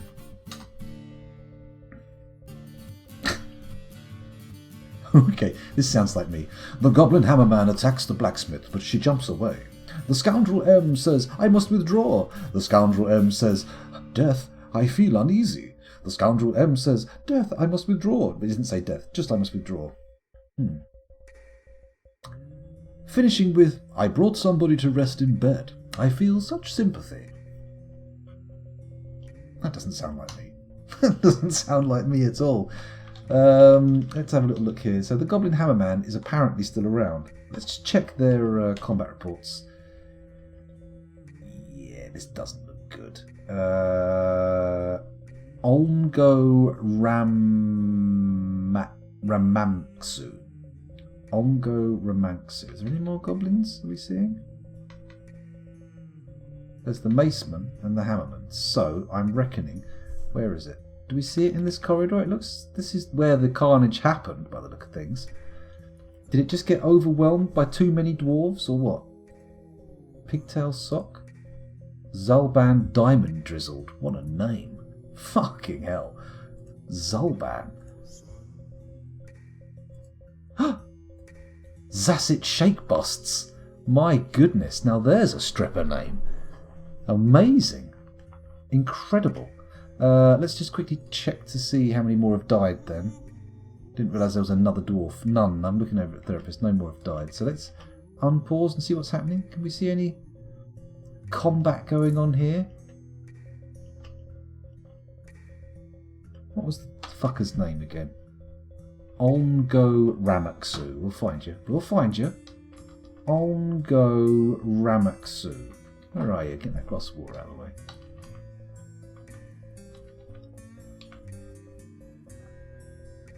Ooh. Little prick. Oh my fucking god. Okay. S. A, B, C, D, E, F, G. Right, everybody, fuck this motherfucker's shit up. Okay, Bomb. Okay. Let's one step this for a bit, because it looks like he might have the upper hand here on the people he's chased down into this little mine zone. He may well slaughter them. Then again, they may organise their own little Cryptbeard rush, and there's a chance that they'll make their way to victory. It doesn't seem very likely, though. If this is what a single fucking goblin does to our fortress, I don't hold up for our assault of hell. I think we're going to see some pretty poor outcomes. Come on, everybody, get in there and kill the fucker. You're all wearing steel armour, for Christ's sake. Ah, good God, finally. Okay, let's check the alerts. Everyone's gone back to their civilian life. Oh, interrupted by a goblin hammerman. That's all good. Okay, how many more people did we lose? We had 147 adults, 24 children, and 0 vulnerable babies. We now have exactly the same number. Nobody died. Nobody died. That's very good. Captain of the guard, still alive. Good. And his corpse has currently been tasked. That's good, I like that. I like the fact that people are clearing up the dead bodies. It's how people in a fortress should behave. It's what they should do. Anyway, let's get back to Dwarf Therapist and take a little peeky-poo at our squads again. Because, oh, Jesus Christ. Oh, someone has claimed a magma forge. Oh, very nice. Let me just quickly check the squads, and then we'll go and watch that little lad make whatever they're making. 2 more oily boys, 1 more carnal gate, and everybody else. No, and 2 more brasses. Okay. You know what? I'm going to start getting random. Fath, you're going into the brass incineration. Godin here, whatever you do, you're going into the brass incineration. They're topped up. Iton, what do you do? Doesn't matter. You're going into the carnal gates. They're all fully topped up. Ooh, Salford Sal, look at you, rising up to the challenge of our rivals. Like you've got the eye of the tiger, perhaps. You're going into the oily boys. Oh my goodness, what a career change. And now, who have we got here? Mincott. What do you do, Mincott? Nothing. You're a useless peasant. In you go. He's technically a metal worker, but whatever.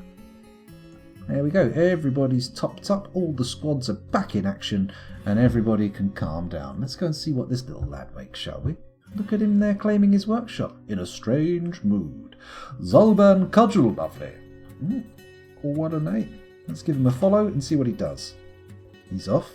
He's going to grab something. He's going very slowly. If that's how slowly he walks without anything heavy, let's hope he doesn't go and get any stone. He's making a beeline for the adamantine pile. This is good. First thing he picks up, piece of adamantine. Very nice. Going to be a premium weapon. Please be a weapon. It's going to be a premium item, no matter what it is.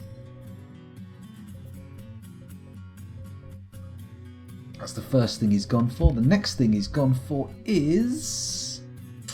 Come on. Oh, Jesus, how slow can you go? Come on. Come on, get moving.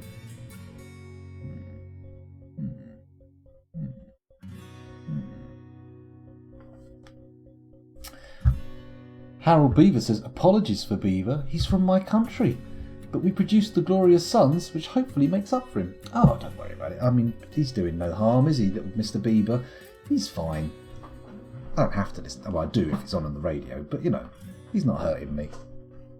At very most, a mild annoyance. You know, I think I would go for... I quite liked, if Canadian stuff, if you're looking for like stuff that I like from Canada, I would say my favourite thing is the Kids in the Hall. It's pretty good Canadian stuff. Along with, what's that film with Rick Moranis about the beer? Strange Brew. That's a very good Canadian thing. And lots of good TV. They make lots of TV in Canada. I enjoyed like a time travel sci-fi show that was on a while ago and got cancelled before it could really do anything fun. What was it called? That was all shot around, like, I think Toronto or Vancouver. I can't remember the name of it, but it was pretty good. I enjoyed it. Anyway, let's get a look at here. Better sanitize that hand now. This is fine, says Druid's Meat. I was going to disinfect my headphones anyway. got no idea. I've got no idea what I said. It might work better if you strip the prisoner's equipment first. We did down the bottom, but we didn't do it on those ones by the volcano. That was the problem. They were going to get thrown into the circus for, like, you know, all that kind of stuff. Continuum, yes, Continuum, Harold Beaver. That's what it was called. Yes, the final end of it got a bit wonky because they cancelled it, but I enjoyed it. Surprisingly coherent for a time travel narrative. Oh, Jesus, come on, mate. Do you really have to come over here? I bet he's going for leather, isn't he? He's hell-bent for leather, like old Rob Halford. Someone's going to come and nick it for shoes before he gets there. And he'll be like, tantrum! Oh, no, he's going for uncut gems. So it's an adamantine base with uncut gems. Very valuable. Very, very valuable. What injuries does he have? That's a good point. Let's look at his wounds. His wounds. He's got a wounded upper and body and a right upper leg. Okay, hang on. Let's follow him again. What was his name again? Zolban. Zolban Cudgel, lovely. I'm going to go over to the... Excuse me, health screen on Dwarf Therapist. Oh my fucking god. Get a bit of a deep dive on Zolban. Tell us all about yourself, Zolban. Which one are you? There's two Zolbans in the fortress. Boat Sprayed and Saberleaf. What? Wait a minute.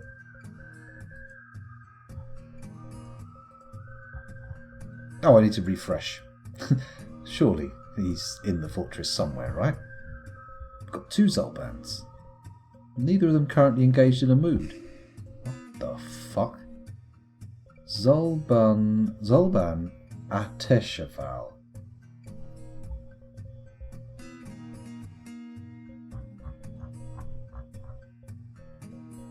Oh, okay, they're sorted by their level of health wounding. I was looking at the healthy people.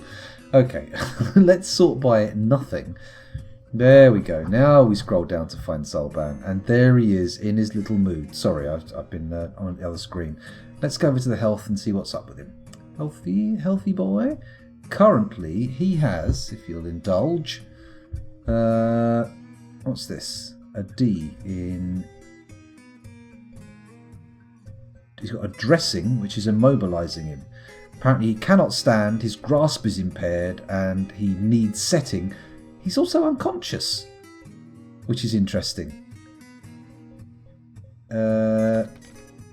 He's got a broken left elbow, which needs setting, and a left lower arm that is fractured. Is that definitely him? That's not him. That's the wrong one. It's this guy. This guy's the one we're looking at. He's not unconscious. This guy has trouble breathing, and his right true ribs are broken. But that's it. He's okay. No, he's not. He's got... no, just his ribs. Okay, he's not too bad. He's not on the brink of death, but he's okay. For a second there, I was getting confused. It's another Zolban who lies unconscious. How's YouTube doing? Did you offer those viewers a drink? Maybe some snacks? I didn't. What do you think this is? Isaac, what's his name? Shit, I forgot his surname. Fuck! Oh, damn it. You know who I mean. Shit. Can you make a pick with a strange mood? Since it's foreign, I'm not sure I've ever seen a legendary pick. Yes, Isaac Arthur, that's the one. I don't know, maybe you can. Maybe you can. Oh, I haven't watched the new Krug Smash yet. Or maybe I'll do that. Maybe I'll do that right now. Just fuck you guys off and watch Krug Smash. No, it's alright, I'll do it after the stream. It'll be fine, don't worry, we've still got some time. He says, now suddenly browsing YouTube on his phone. What the fuck is this all about? Oh, I got sucked in. Shit. Help me. There we go, I got rid of it. It's fine, don't panic. I will load up Twitch though. I'm going to have a cheeky look at the view count. No, not Asimov, you got it right the first time. Have a little cheeky look at my view count and see if it's a big number. Oh, Pook put the phone down, says Claycree. Hang on, I'm having a cheeky look. 18 viewers. Ooh, very nice. Very nice indeed. Could be more, but I don't mind. We'll live. Let's turn the volume down so we don't hear me talking. That would be embarrassing, wouldn't it? Recursion. Okay. How are the little chaps doing? Have we got enough armour? Let's see how many suits of steel armour we've got.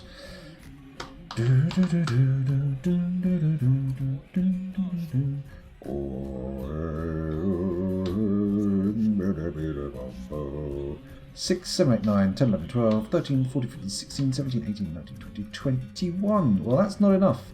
We need about 50. So, I'm concerned there. Having said that, that's the weapon one, that's fine. They are working on it, so it's all good. Oh, profile requires manager. Our manager's dead. Shit. Okay, we need to put a manager in place. That's fine. That's fine. Let's put Shem in. There we go. He was good. Anyone else? It's fine. Fine. Nobody panic. Everything's going to be fine. The orders will get dished out. The orders will get dished out, no problem at all. And look at that. Immediately someone rushes into the workshop with steel. As soon as they've been put in. It's good. It's good. Fwiffo, says Harold Beaver. Is Fwiffo here? I think you did, Plutonium Jesus. I think you did. I'm just going to have a quick look in Therapist. I won't take you all over there in case I leave you there. And we'll look in the Has Nickname column and see if old PJ's popped his clogs, bought the farm, kicked the bucket, and passed on. Where are you, Plutonium? LMNO. Yep, I'm afraid so.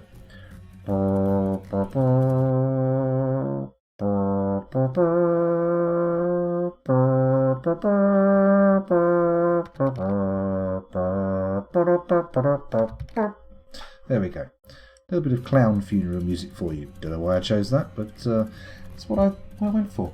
What I went for. I just saw Fwiffo as Mayor Spathy from SC2. Mayor Spathy from SC2. Oh, and yeah, I still haven't looked at that game. I know you put the links in the old Discord, but I haven't had a look at it yet. I'll get round to it. Don't you worry. I'll get there. I'm quite interested by World War Z. That's gone free on Epic today. I've downloaded it. I've got a couple of friends who want to play it, but I haven't quite given it a go yet. I'm sure we'll get round to it. I'm sure we'll get round to it. It'll be good. Oh, God, the preparations for this assault on Hell are taking forever, aren't they? We haven't even got armour for everybody yet. The people who are actually doing the work are, going to be doing the work, are all dying to goblins. Frankly, it's embarrassing. Let's go and have a look at our gate to Hell, shall we? There we go. Any interesting new demonic presences? Let's have a look. What's this? A Shade Brute. We've seen those before. Distracted, apparently. What do they look like? A gigantic humanoid composed of ash. It has a short trunk, and it appears to be emaciated. Oh dear. Is that what they all are? Are they all Shade Brutes? They are all Shade Brutes. Okay. What else we got here? A Scorching Ghost. We've seen those before. We've seen the old Snow Beasties as well, if they're down here. Any Snow Beasties? Snow Beasties? No beasties. Oh, what was that? There we go, there's something there. What are you? A Fiend of Snow. Seen it. Seen you. Ah, okay. Now we can make another bedroom. And we can also make it a barracks. But first, let's put a door in place. Bosh, there we go. So, bedroom. No, R for bedroom. There we go. Flood fill. Barracks. B, and we don't have anyone to assign to it yet because all of our squads have barracks to work from, but that's okay because maybe we'll make this one special. Maybe we'll make this one the Miners Guild. How about that? Does that sound like a fun little enterprise? Give them all some spiffy little picks and send them into combat. Make them dig their enemies to death. Carve their way through their bodies like they're making tunnels in Mines of Moria. In the Mines of Moria, sorry, not in Mines of Moria. That'd be a weird way to phrase it, wouldn't it?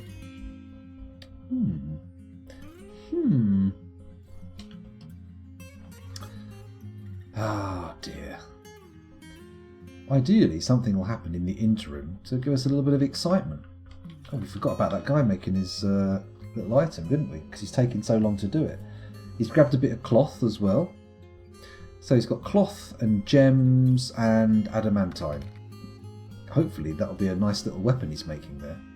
I'd be very pleased if he makes us an adamantine weapon. Or some adamantine armour, that would be even better. Soldiers with legendary mining skill and an adamantine pick are hideously overpowered. Oh, very exciting. Maybe I should put an order in for 10 adamantine picks. Could be a good idea, actually. We have got a lot of adamantine. I would rather give our adamantine squads adamantine armour, because I feel like armour beats weapon for adamantine. But maybe I'm wrong. Maybe I'm wrong. If we could get an artifact mooded weapon made out of adamantine, that would be amazing. Like a battle axe or a sword or something. If it's a battle axe, we could give it to Fuzzy. He's already got an adamantine battle axe, but an artifact one would be even better.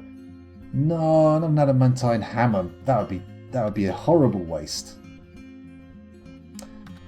I've had a soldier cut a bronze colossus in half before with the pick. Holy shit. That's pretty impressive. That's very impressive, in fact. He's got to get wood. Blimey. So wood's a part of it now, is it? Interesting. What's with the smelting here? We're not getting a lot of smelting going on, are we? Wait a minute. None of the furnace operating skills are active. Oh, hang on. That's among the nicknames. Sort by nothing. There we go. We have got plenty of people with furnace operating activated. But we're not seeing any melting orders being undertaken. But why? Why? That's a very bad Christopher Walken impersonation. It was possibly the worst that's ever been done. Right, let's have a look at our adamantine stocks and see what's going on that front. We should be okay, right? Amulet, boo. Battle axe, breastplate, chain leggings, greaves, helm, blah blah blah blah blah. Strands. We've got 1 strand left in a job, that's good, and 330 wafers, and 1 in a job. Epoxy adamantine warhammer that we made. We've already got one. We don't need another one. Tidy thinks it will be a goblet. Maybe. Adamantine toy forge. Caress the brow place.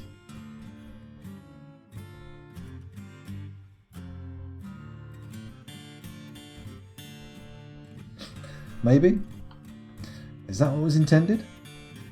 I'm not entirely sure. Come on, where is our little fellow? Where's he gone? Has he toddled off to get some stone? I bet he has, hasn't he? Decided to get the stone from the floor above rather than actually get something that's in a reasonable distance. Excuse me. Where has he gone? He's toddled off somewhere. Well, as long as he's not sitting there screaming in his workshop, he should be fine. What's happened to this bin? Oh, it's a display case. Seems a weird thing to have, but okay. Fair enough. Oh, the brown place. Oh, I get you. Caress the brown place. Heavens above. Heavens to Betsy. Heavens to Murgatroyd. That's a thought. I don't think I should do that. I don't think I should do it. Certainly not on stream. Certainly not on stream. Might get into trouble. But then for some, the brown place is also the pink place. Wait, is someone else using that workshop now? What the hell? Oh no, it's this one. It's fine. It's fine. Zoban, surely he's getting bones. Oh, here it comes. He was getting bones. Bones all along. Very exciting. I'll tell you what. Let's not lose this item. Let's do a quick save. There we go. Once that's done, we don't have to worry about losing the item at all. We'll always get something with an adamantine base. That'll be nice, wouldn't it?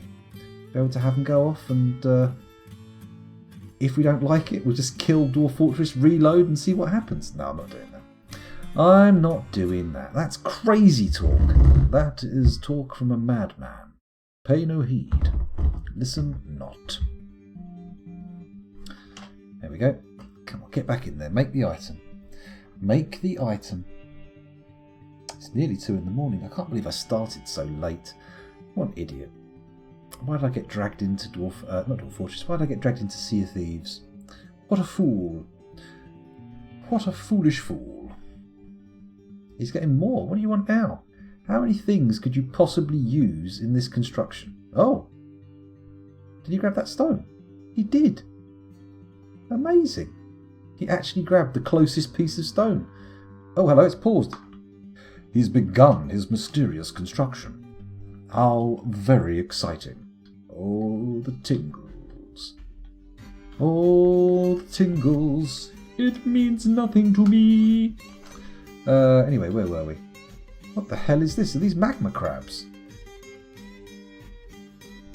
No, they're just beetles. Don't worry about it. Just beetles. Nothing to panic about. Nothing to panic about whatsoever. There seems to be a lot of crap laying around here. What's this? Dwarven wine barrel? Oh, we did give them some food stockpiles, didn't we? Maybe we should put more food stockpiles in these rooms. It kind of makes sense, doesn't it? We have got a lot of the stuff lying around. For some reason, Dwarf Fortress Pathfinding treats vertical movement the same as lateral movement, so something 1 Z level above a dwarf is treated as being 1 square away, even if the dwarf has to walk across half the map to get to it.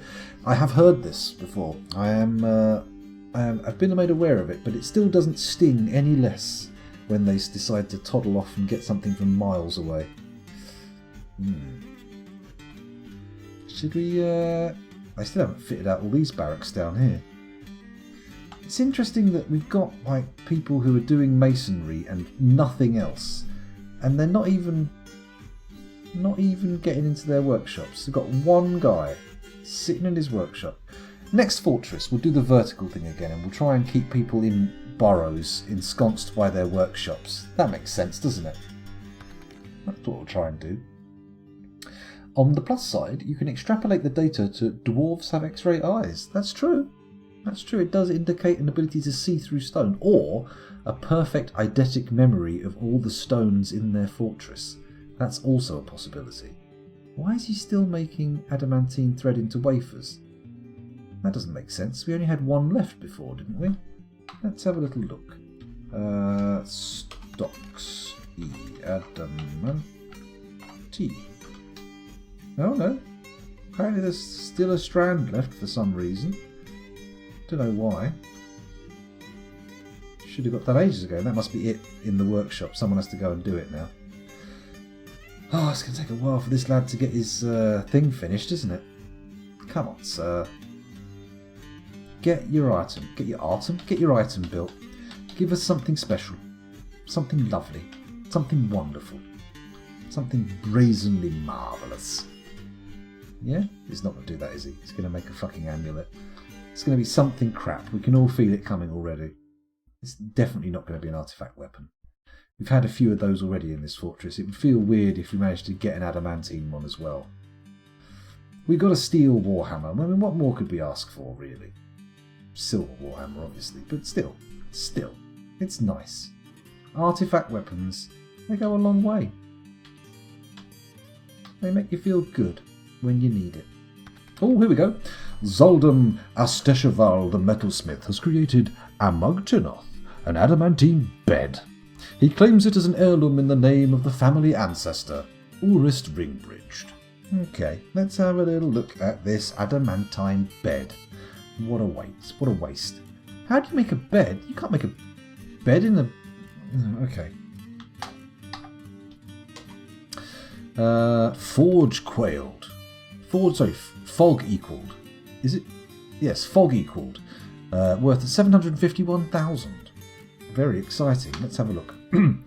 This is an adamantine bed. All craftsdwarfship is of the highest quality. It is encrusted with briolette-cut red pie ropes, studded with adamantine, decorated with cave spider silk and horsebone, and encircled with bands of peachwood and cave spider silk. This object is adorned with hanging rings of peachwood and menaces with spikes of diorite. Ooh. It's nice, but it is a bed, which is a little bit disappointing, especially considering we have enough beds to sleep like 200 dwarves right now. A very unique item, which must be made of wood. It's interesting. Interesting. Ooh. Excuse me, can you hear my stomach grumbling? I'm very hungry. I should go and eat something, to be honest. It's 2 AM though. It seems like a little late to be chowing down on stuff. So there we go. That's the most exciting thing that happened this stream. An adamantine bed. I mean, could have been more interesting, right? Oh, and now we've got a wounded guy passed out in there. Excuse me. What's my favourite midnight snack? I don't know. Hello, Two Cats Yelling. Welcome back.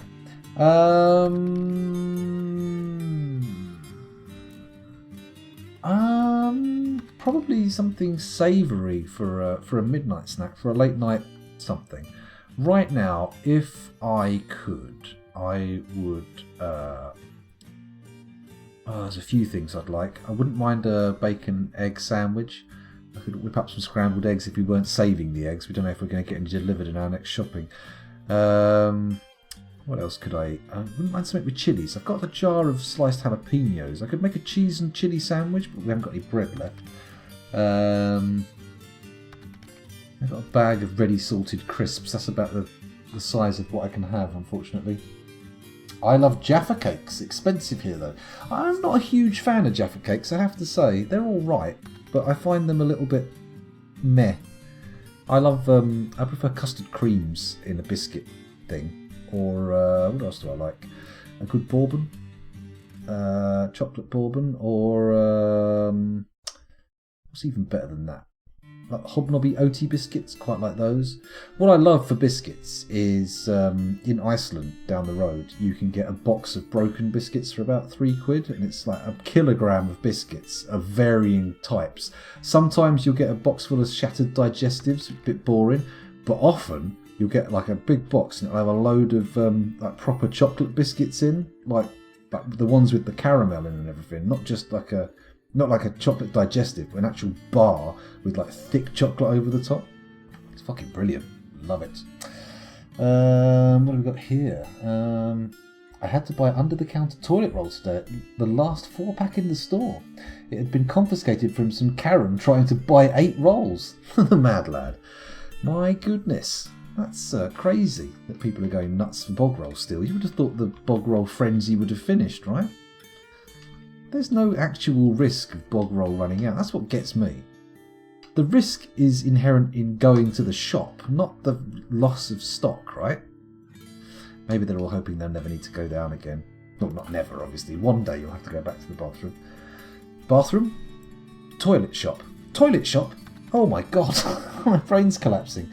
Some folks in the US were buying up boxes of toilet paper and trying to sell it on Amazon. Fucking hell.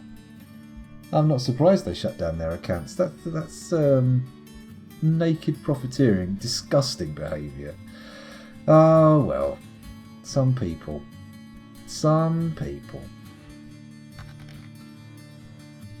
Scubs15 says, I don't even see the ASCII anymore. I just see dwarf, armour, mega beetle, girl in the red dress as well. Welcome to the stream, Scubs. Thanks for joining us. Amazon and eBay got rules in place for that shit months ago. Yeah, I bet they do.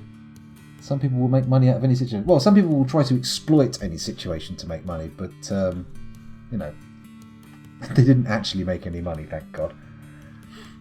It's terrible. Anyway, where were we? Can't fault the trier. Well, they gave it a go. You've got to admire their chutzpah. Saw someone at my supermarket today giving a few rolls of TP to someone that missed out on buying some. Oh, that's nice. That's nice. That's what I meant. In other words, no limits. No, there's no limits. Oh my goodness. Nice fortress. How many hours in? Well, Scubs, I'm not entirely sure how many hours in. How many episodes have I uploaded to YouTube? Let me have a quick peek. Oh, fuck YouTube. Oh, it's another 2-hour video for you guys. Never mind. I'm sure you'll watch it. Nobody watches 2-hour videos. Let's go to subscriptions. No, that's actually the videos I follow. I need to go to my actual channel, don't I? Let's have a little look. YouTube Studio. I have to give you a vague estimate. We've got how many uploaded? Hang on. 37, and then tonight's recording. Oh, hang on, there's 2 more that I haven't labelled up, so 38, 39, 40. 40 recordings of between 1 and 4 hours. So let's assume they're all 2. Holy shit, about 80 hours into this fortress. Fuck, that's a lot. An estimate, with 12 years passing in Dwarven time. My FPS has returned to 60 FPS lock. For some reason I haven't even caged the pulse yet, but the kittens are now soap. Lovely. Kitten soap, very nice. Boots and tats, and boots and cats, and boots and cats. Oh, that's the beatboxing noise. I heard that from an episode of Taskmaster, funnily enough. Oh, thank you very much for the follow, Scubs. Much appreciated.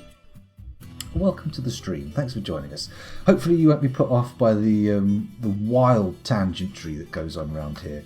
I think possibly the fact that I've played this particular fortress for around 80 hours is more of an indication of me going, excuse me, I farted, me going rather than any actual amount of time put in. As an estimate, chat, any of the regulars, would you care to put an estimate on how long we've spent paused in this fortress? I believe a little while ago I coined the phrase paused fortress, which works pretty well to describe what we do here. Only 20 hours were lost to the alternate dimensions. Oh, it's true, I am running a bit of a shaky version of DF hack, which causes it to crash fairly frequently, so we've got a lot of parallel timelines that have just disappeared. So, bear that in mind. Some of the stuff people remember never actually happened. There's legit Mandela effect happening here. Legitimate. 40 hours paused at least. 20 hours actual game time in the true timeline. Possibly. If that. Right, let's take a look at the military again. Actually, before we do that, let's alert them all and say, who's this? Monham the woodworker. What are you doing in there? Why are you sitting around in the little empty room? What's your plan? You gonna do something? Or are you just gonna sit there? You're having a little cry.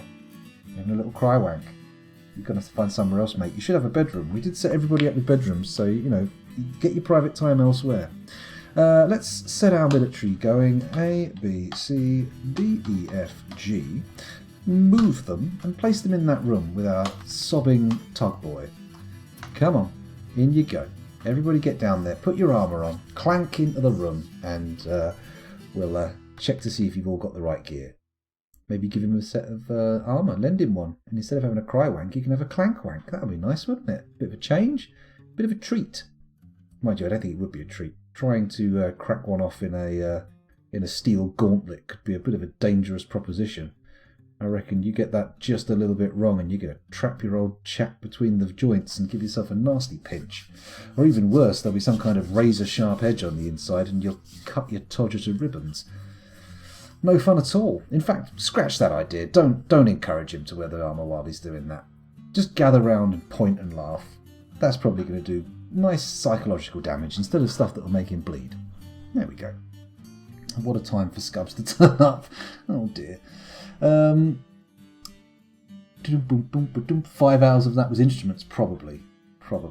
I recall a few hours involving a conversation of farts that led to one of baked beans, which somehow led to politics. Oh God, let's not talk about politics. Let's not start all that nonsense again.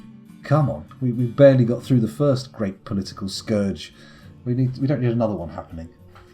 Should make a program that checks when Dwarf Fortress is paused and increments a timer while paused, then check that against the stream total time and figure out your pause percentage. That would probably be an interesting idea.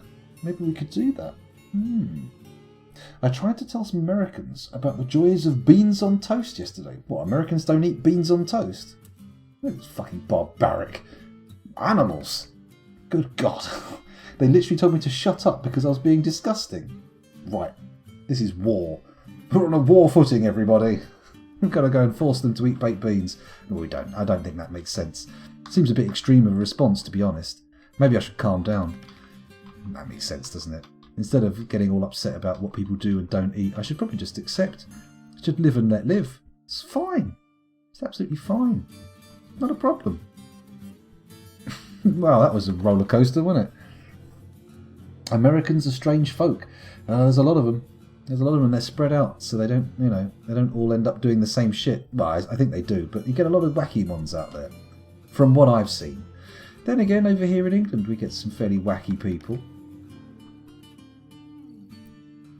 Just desperately trying not to.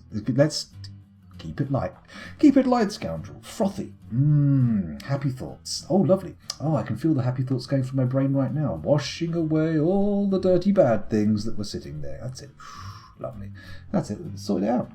Warris says, I refuse beans on toast. That's fine. That's fine. But I recommend it. It's a nice little meal. It's good. I don't think Americans have our beans in super salty vinegary syrup. Salty vinegary syrup? Vinegary? I've never thought of baked beans as vinegary. It looks like everybody's picked up their sword and started coming to that room now, so we can probably cancel the order. A, B, C, D, E, F, G. Cancel the order. And then we can go and have a little look and see how they're doing in terms of equipping their gear. Now, we checked the oily boys already. They're all sorted for equipment. Where is it? It's capital P, isn't it? So we'll look at the carnal gates. Gates! They're all good for steel armour. I don't know about weapons, but they're good for steel armour. Mountain routes. They're looking good for steel armour. The light volcano, of course, all sorted because they're getting the adamantine. Cuts of working. We've got we've got a spot. We've got an empty spot. Although they are all apparently kitted out. Well, not all of them. Actually, there's a few that haven't got them yet. That's fine. That's fine. Oh, I think I know what's happening here. I think I know why it's happening in this order. If we go to the smeltery and take a look at the orders. What are you doing, scoundrel? There we go. Forge high boot, helm, breastplate. Oh no, it cycles through, doesn't it? High boot. Go. Oh, 1 second. There we go. The high boot's at the top, and then when it's made, it will go down to the bottom, won't it? Or does it stay at the top, and then it meets its demand for 10 high boots, and then goes on to helms, and then breastplates, mail shirts, gauntlets, etc.? Is that how it works? Because they all seem to be getting helms, but not everything else. High boots and helms. Intriguing. I wonder if you could... I like ketchup on scrambled eggs. Ooh, I love a bit of ketchup on scrambled eggs. Ooh, lovely. So easy to make as well. So easy to make. Heinz beans are very tangy. It's the vinegar. I had no idea. I wonder if you could play DF in a terminal. If by terminal you mean like a computer that... or like a little thing that links up to a mainframe, maybe? I don't know. Possibly? Or do you mean like a virtual machine? Is that what you're talking about? Whereas says, if I'm ever in the UK, I'll try beans on toast. But if you're staying in a hotel, you will almost certainly be able to get baked beans and toast at the buffet. So it will be easily done. Easily done. Beans on fries, and it went down like a red blood balloon. You know what? I don't mind beans on my chips, as we call them. But I do find that I prefer a bit of salt and vinegar. And I don't find that salt and vinegar mixes well with the actual beans themselves. I mean, it's a taste thing, it's a personal foible. But, if I don't have salt and vinegar, I'm quite happy to dip chips in the beans. But I prefer ketchup, for sure. And that said, you don't want to mix ketchup and beans, because the ketchup is too much it doesn't work well. Peas and ketchup is bad as well. My son's terrible. I like to, when they don't finish their dinners, I like to finish off what they've left. But he constantly gets his peas mixed in with ketchup, and that's unpleasant, I would say. Oh, we've had it pause for some reason. Why? Spring has arrived. Oh, hooray, hurrah. Everybody get busy. Start making the babies. Like a GNU Linux terminal. I think Linux is a bit of a tall order. I don't think has Dwarf Fortress been made for Linux, or am I being silly? Ooh, I'll keep looking at chat. Though. For me, black pepper or chili powder in the beans, a dash of malt vinegar. Mwah. Vinegar? I've never noticed the flavour of vinegar in baked beans before. Now you're twisting my melon. You're making me feel kind of crazy. Just chuck some Worcester sauce on, you're done. Oh, that's not bad though. I like Worcester sauce. DF in a terminal sounds awesome, but it uses OpenGL to draw the tiles, even when using ASCII, so maybe unlikely. Would Vulkan help that? I don't know. I don't exactly know how these things work. Sergeant Indy says, beans on fries sounds fine, but it seems like a direct downgrade of chili cheese fries. Yeah. I mean, chili with nice red, what they called, kidney beans and stuff in. Oh, God, I love chili. A dash of vinegar softens the cheap brand harder beans. I didn't know that. I prefer mayo, which kind of goes fine with salt and vinegar. Yes, it does, but I'm not so much of a mayonnaise man. I like salad cream. And I know it's not popular with a lot of people. Some people really hate it, but I absolutely adore salad cream. Salad cream goes well on eggs, goes well on potatoes, goes well with cheese. There's so many things it goes well with. Oh, delicious stuff. Plutonium Jesus says, I am running the Linux version of DF right now. Well, there we go. Question solved. Linux, you can run it. Vulkan is just a lower level OpenGL. It's sort of like supposed to be an eventual potential replacement, isn't it? As I understand. They actually suggested chili cheese fries. Oh, I'm getting so fucking hungry. What time is it? 2:20. Is it worth taking a break, or should I? Salad cream when you were expecting mayonnaise is the worst. Yeah, no, that's not good. That's like it's akin to drinking a glass of vodka when you're expecting water. Too much. Too much.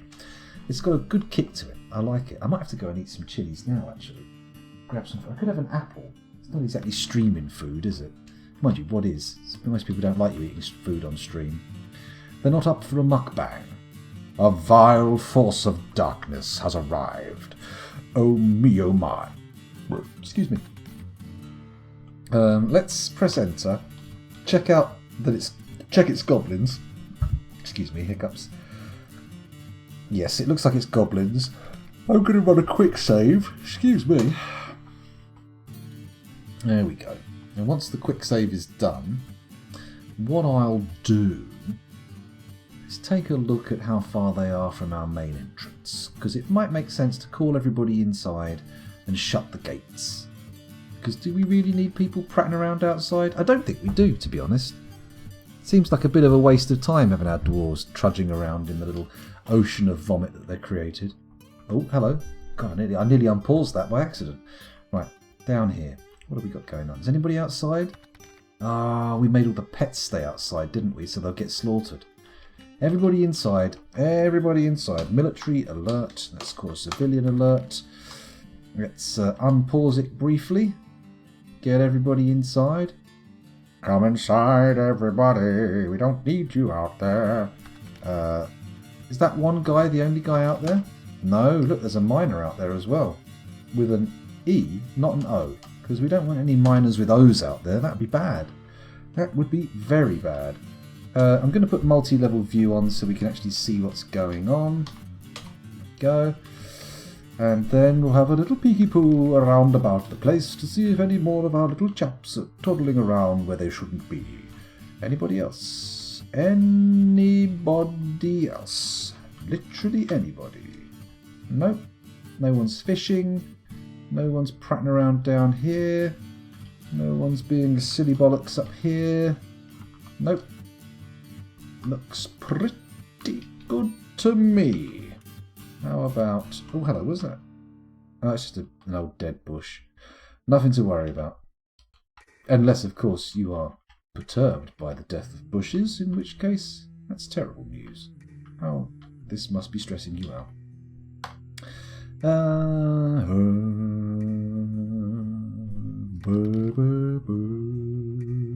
Looks like everybody's in. Let's go pull the lever to seal the gate. How about that? Add pull now. Would you look at that? A full-blown crash. That's insane. Wira says I have no idea what salad cream is.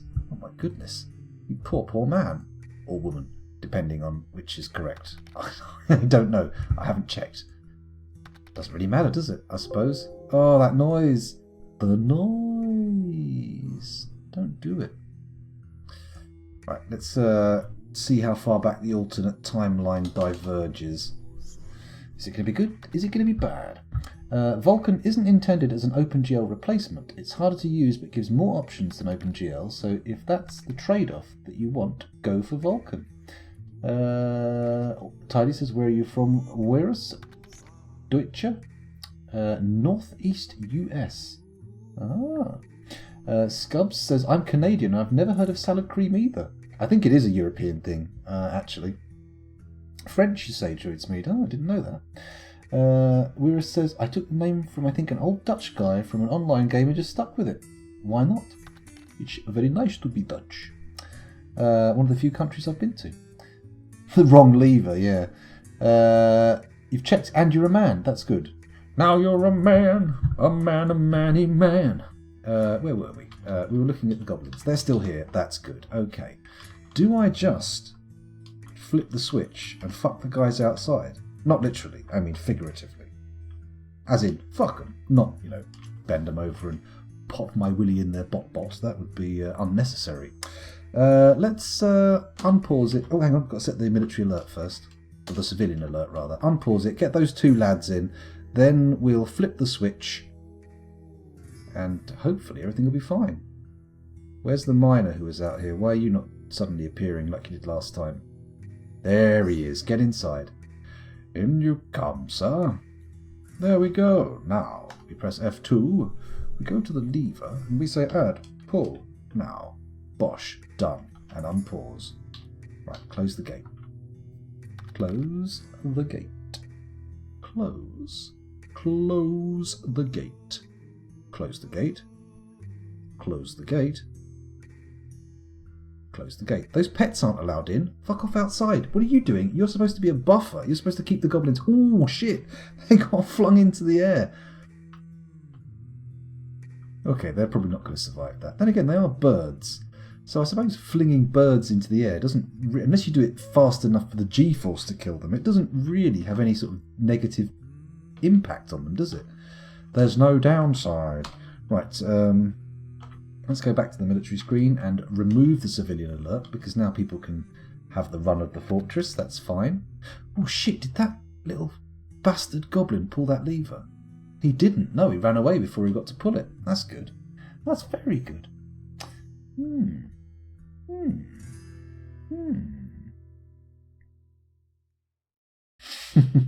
The alternate timeline lever. If only it was so predictable. Druidsmead says, nope, I am wrong. Salad cream was created due to post-World War II rationing. It's a cheap version of mayonnaise, invented by Heinz in 1914. Interesting. Same with Nutella. I did hear that Nutella was invented because they couldn't get enough cocoa to make chocolate spread. But fuck me if Nutella isn't one of the nicest things ever. I know it's technically a hazelnut spread, but god damn, it's lovely stuff. I love a bit of Nutella. Ooh, I've got some in the fridge. I've got some in the cupboard actually. It's a shame we've got no bread though. So anyway, if you want to be supremely decadent, put it on biscuits. Like get yourself a digestive biscuit or something, or a cracker or cookie if you're American. But get it on a digestive biscuit, blob it on there, and just ram it in your mouth. Ideally, so much of it that you can't properly chew. That's the way to go. Nutella with Jacob's cream crackers. Now that doesn't sound too bad either, although not quite as decadent as the actual digestive route, or any biscuits really, I suppose. I mean, it's all good. It's all good. Heinz marketed it, not so much as invented it. Mentioned in Victorian recipes. Intriguing. Excuse me. Sorry. Where were we? Right, we were waiting for the goblins to come down and slaughter all these fucking pets finally. And then we won't have that big list of animals that we can't turn into leather or bones. Brilliant! Just what I wanted. And we could send our military out to fight them, couldn't we? allow them to sharpen themselves against the true enemy rather than just, book learning and training. But canonically, that has not had the best of outcomes for us, has it? We've had some serious losses in the immediate past. Do we bung the brass incineration in here?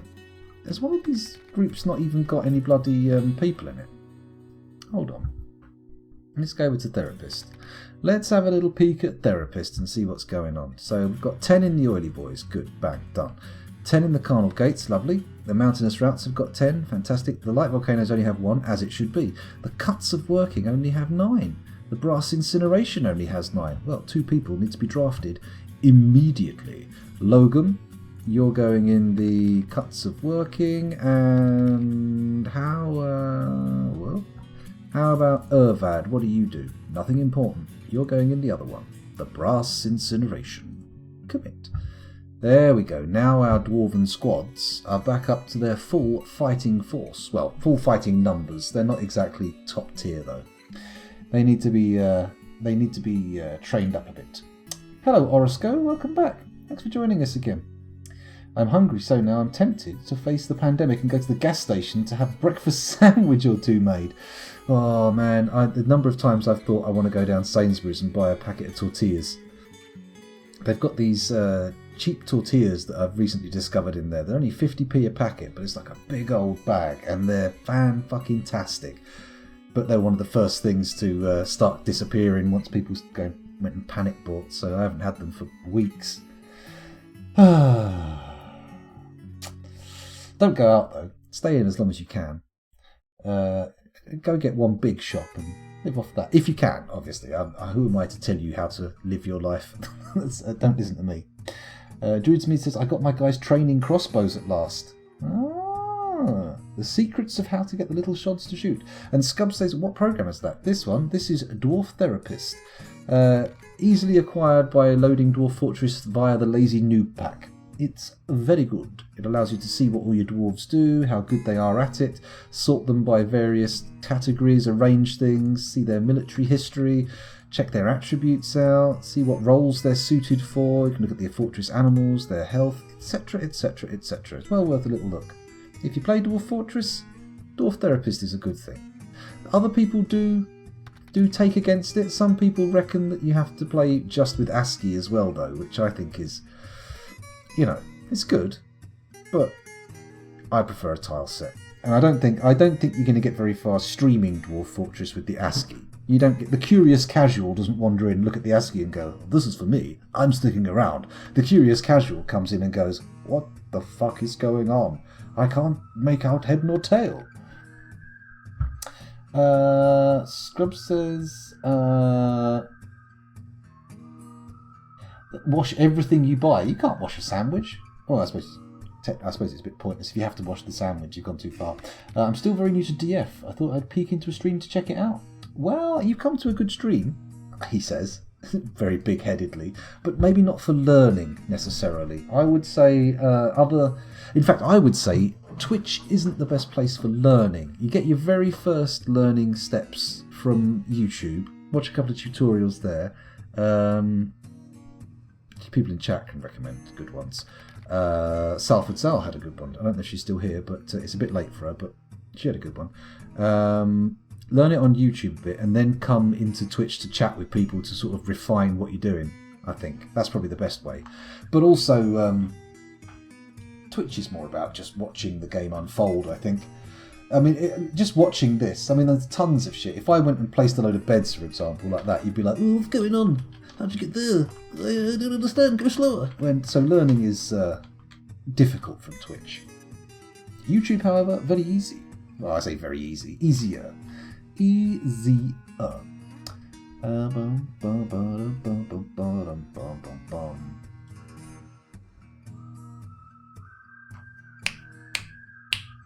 Excuse me.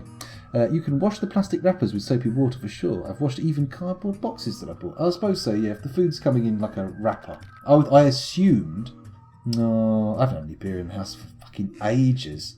I don't really drink that much anymore. It's not like I don't drink, but I just haven't really drunk that much. I had that big bottle of apricot brandy that I was getting through recently. That was nice.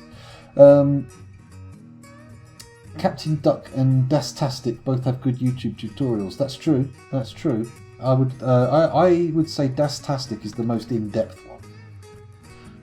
Dwarf Fortress is very good for mucking around with and swallowing hours and hours easily.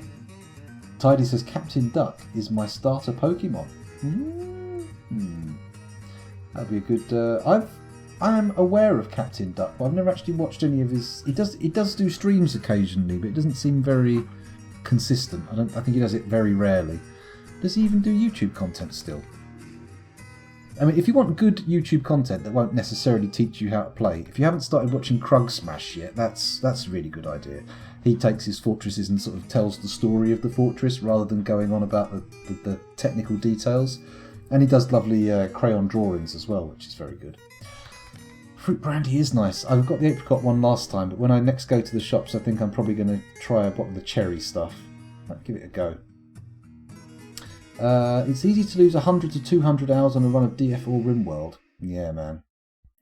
Or Factorio or Satisfactory. Oh, God, Satisfactory. My son is like, Dad, get Satisfactory. And I'm sitting there going, I can't. All of my game credit is on Steam right now. I've got £23 of Steam credit. That's it. We can't get anything anywhere else just yet. So we're getting all excited about that. It's alright though. Looking at it, I've got 18 subs at the moment, so it's probably only going to be a little while before it ticks over and pays out again, so I can get some more games with all that. That'll be good. Thank you very much to the subs, by the way. Much appreciated.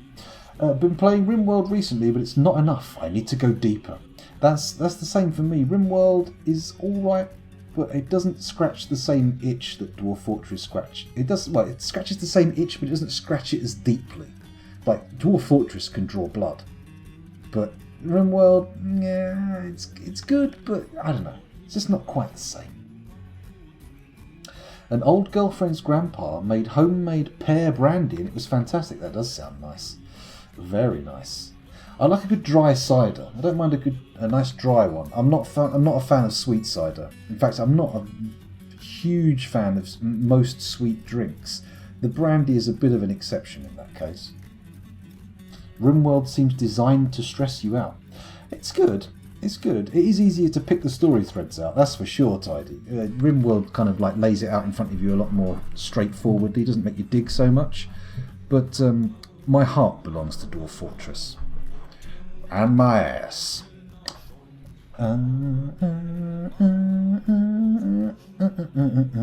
RimWorld is like opium, says Plutonium Jesus. Dwarf Fortress is diacetylmorphine. I'm guessing that the diacetylmorphine is somewhat stronger. I don't know though. We seem to have a lot of painkiller expertise in chat. It seems like we've got a lot of people who know their painkillers, which either suggests medical expertise or serious injury. I also just love the fantasy around dwarves. Well, you know what? I like a bit of dwarf. I like the whole building and mining and all that kind of stuff about dwarves. But to be honest, when it comes to the shorter creatures of fantasy, especially D&D, I love a good gnome. I really do. I don't know why, but I'm drawn to gnomes.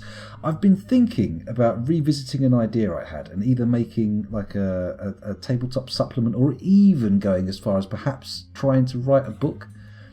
But I've been thinking about a swamp gnome setting where the idea is there's a city called Gloamlight, which is founded by swamp gnomes. And in the swamp, I've only really thought about the setting, to be honest, but this swamp covers like an entire width of a continent, and therefore, without using ships, the only way to get trade from one side of the swamp to the other is to use the big, long road that the gnomes have built that goes all the way through their city. And so they have like a sort of a choke point on the trade and things. So they've got very, very rich, and they've got this city built where they're using swamp gas to light it and everything. I'm not doing it justice. I should probably shut up and just sit down and actually do something with it. But we'll see. We'll see what happens. Deep Rock Galactic is good flavour if you've got 2 to 3 minutes to play it with. That did come up recently. I think Fuzzy was saying we should all play that. I think I even have it installed on my PC, or I've got it picked up, but I never actually got around to playing it. I haven't read Dragonlance, no. I was more of a Forgotten Realms guy. Weiss and Hickman, Weistelin and Cameron. We all wanted to be Weistelin as kids till you had to do the level 9 trials. I'm not familiar with that one. I'm not familiar with the. In fact, I'm not really familiar with much D&D. I read a couple of the R.A. Salvatore books, but I've never been a big fan of books set in role-playing worlds. I've read a bit of 40k and Warhammer stuff, but I always felt like the stuff that was made for a book specifically was better. But then again, I was reading. What was I reading back in the day? I suppose I was reading stuff like the Belgariad and the Malorian, all the David Eddings stuff. I love, my favourite fantasy series is probably Robin Hobb's stuff. I like the Live Ship Traders particularly, but the Assassin's sequel, Assassin stuff is pretty good as well. They're all tied together. Not so keen on the latest Rainwild stuff, but the Soldier Son stuff was really good as well. I thought there was going to be more of that, but it turns out I think that's just a little diversion. They're going back to the Fitz and the Fools stuff. But I love Robin Hobb stuff. That's really good. There's a mountain that belongs to gnomes. One day a guy asked a gnome what the mountain was all about. The gnome went on a tangent and said, "Never mind," and then they named the mountain Mount Nevermind. Like the I love Terry Pratchett. Terry Pratchett was one of the few people, like famous people, that I heard about dying that actually elicited a tear from me. I was at work and I read the thing. I read that because they did a tweet on his thing that didn't actually say he died, but it's making me well up just thinking about it. Actually, I should probably stop talking about it. But that was really sad when I read that. Yeah, poor old Terry Pratchett. I loved his books. I used to get one every Christmas. I think I've got every single one of them. And every single one of them I read the year it came out. Truckers was a fantastic book as a kid as well. Oh dear. Yeah, the death tweet. Oh God. It's right in the feels. Bowie and Mercury. Man, the Mercury was a long time ago though, wasn't it? Poor old Frederick. What's his real name? Zolbasso or something? I can't remember his real name. You've yet to read any Terry Pratchett? Personally, I would recommend, as a starting point, the Guards books are probably some of the best. My favourite series of books is all the ones with Moist von Lipwig in, but I feel like you need to read some of the prior stories to get a feel for the city of Ankh-Morpork before you go in. Generally speaking, with any of his books, if you find like a thread of them with a particular character in, you can start with that one. Because I think some of the earlier ones aren't quite as good as the later ones. I think he went heavier on the humour as it went on. And so like everything after Guards, I would say, is really good. In fact, Guards is a good entry point. I think that was the first book I got. That's true, actually. Rincewind is more in the earlier books, and he is funny. Yeah, that's a good point. Colour of Magic. That's true. Good Omens. Oh, that wasn't bad. That was pretty good. Book is better than the series, though, I would say. Book is definitely better. And it's not the best Pratchett. I think Pratchett worked better in his own books rather than... not that I've anything against Neil Gaiman, but I feel like it worked better. Honestly, I would recommend starting with Guards and following through the Guards storylines and maybe filling out some extra stuff. It's difficult. The Colour of Magic is a good place to start, but Death is a cool character. The Death books.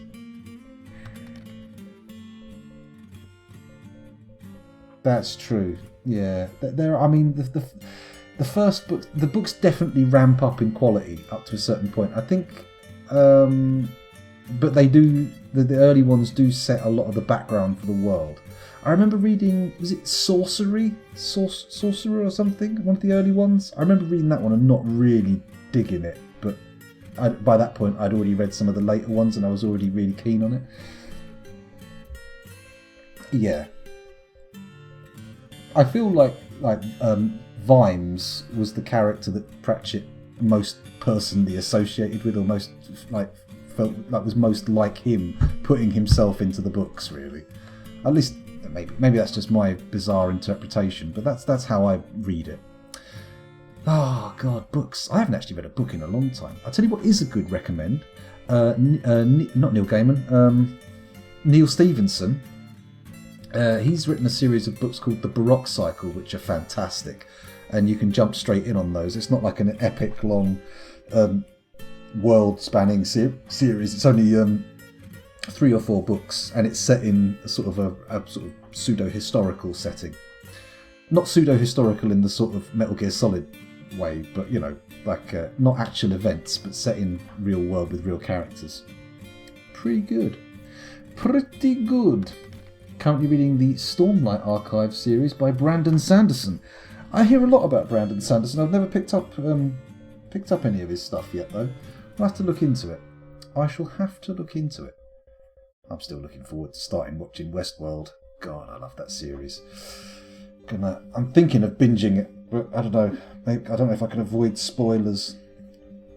The whole thing in episode 2 that everyone got excited about was pretty hard to avoid. So maybe I'll have to dive in sooner. We shall see. We shall see how it pans out. Have I been sitting here just talking for fucking ages again? Of course I have. It's what I do. This is what I was born to do.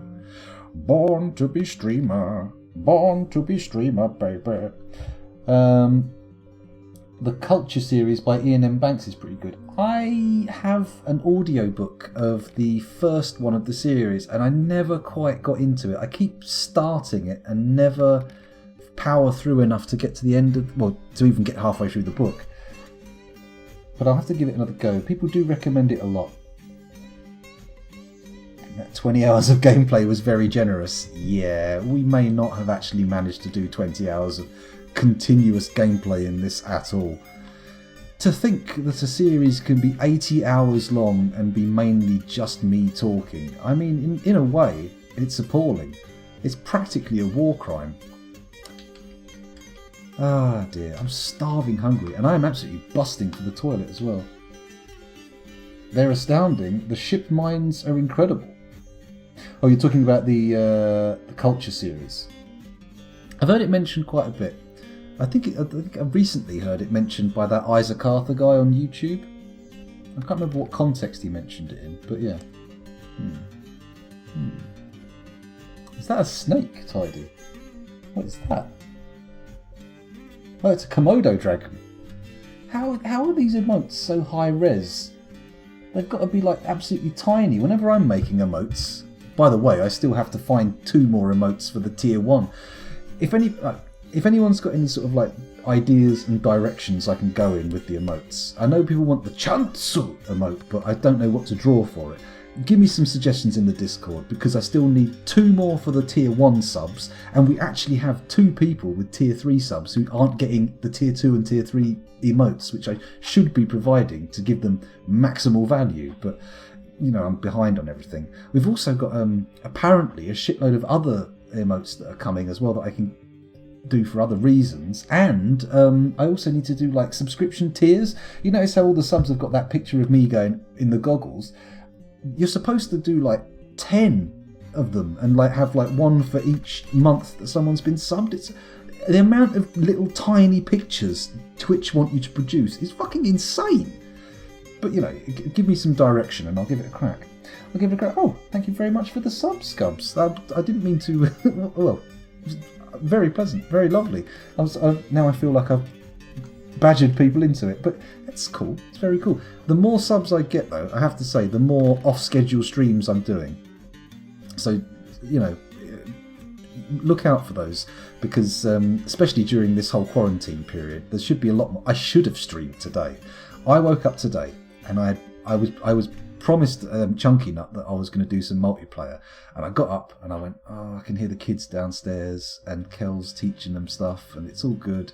I'll just play a little round of Turmoil. I'll load up that Turmoil game on Steam and that'll be it, and I'll only play it for a few minutes. 4 hours later I was like, what have I done?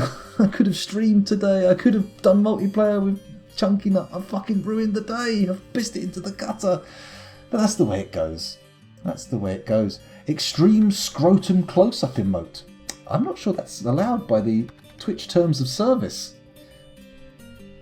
How long would you estimate to play 1 year of Fortress unpaused? Oh, God. I don't know. At least, well, let's see. If I've done 80 hours, let's round it down, in 13 Dwarf Fortress years, that's 80 divided by 13. So if I get the calculator out, there we go. And that's probably more than 80 hours divided by 13. 6 hours per in-game year. And we're getting decent frame rate as well. That's kind of mind-boggling. It takes so long to do everything. Different coloured dwarf beards. For Twitch emotes, that's not a bad idea actually. We could have a couple of little dwarfy emotes. It's not like I play much else than Dwarf Fortress these days, although I am going to try and play some different stuff. Let's just say 30 minutes is year 13, so 7 hours is generous. Sounds unbelievable until you see the stream. That's true. Once you've been here for a little while, you get the idea of how long it takes. It is dodgy as fuck. I mean, if somebody wants to go in and... Oh, they're not all published yet. I can't actually tot up the actual run times of the videos. There's a couple in there that are ludicrously big. I've uploaded 16 gigabyte video files to YouTube before. 16 gigabytes. That's fucking enormous. Oh, hello. Somebody's... Oh. Stonelich has commented nice video on one of my YouTube videos. That's very nice. 5 minutes ago. Excellent. Oh, I had no idea. I missed that one. Very lovely. Why are the dwarves moving? We're not technically paused right now. In fact, we're just letting the fortress tootle along on its own. Just getting out some steel armour. Let's go and see how that's going on, shall we? Where's the workshops? Here we go. We're still not getting everybody melting the stuff they should be, and they still seem to be taking more adamantine thread. Where are they getting it from? Every time we come to this floor, I see some fucker running along with a bloody ball of blue wool into the melting pot. Surely we should have turned it all into wafers by now, right? Which stockpile is this? This one was the raw adamantine. This is for the thread. Can we look inside these bins? I think we can, can't we? Enter. Nothing in that one.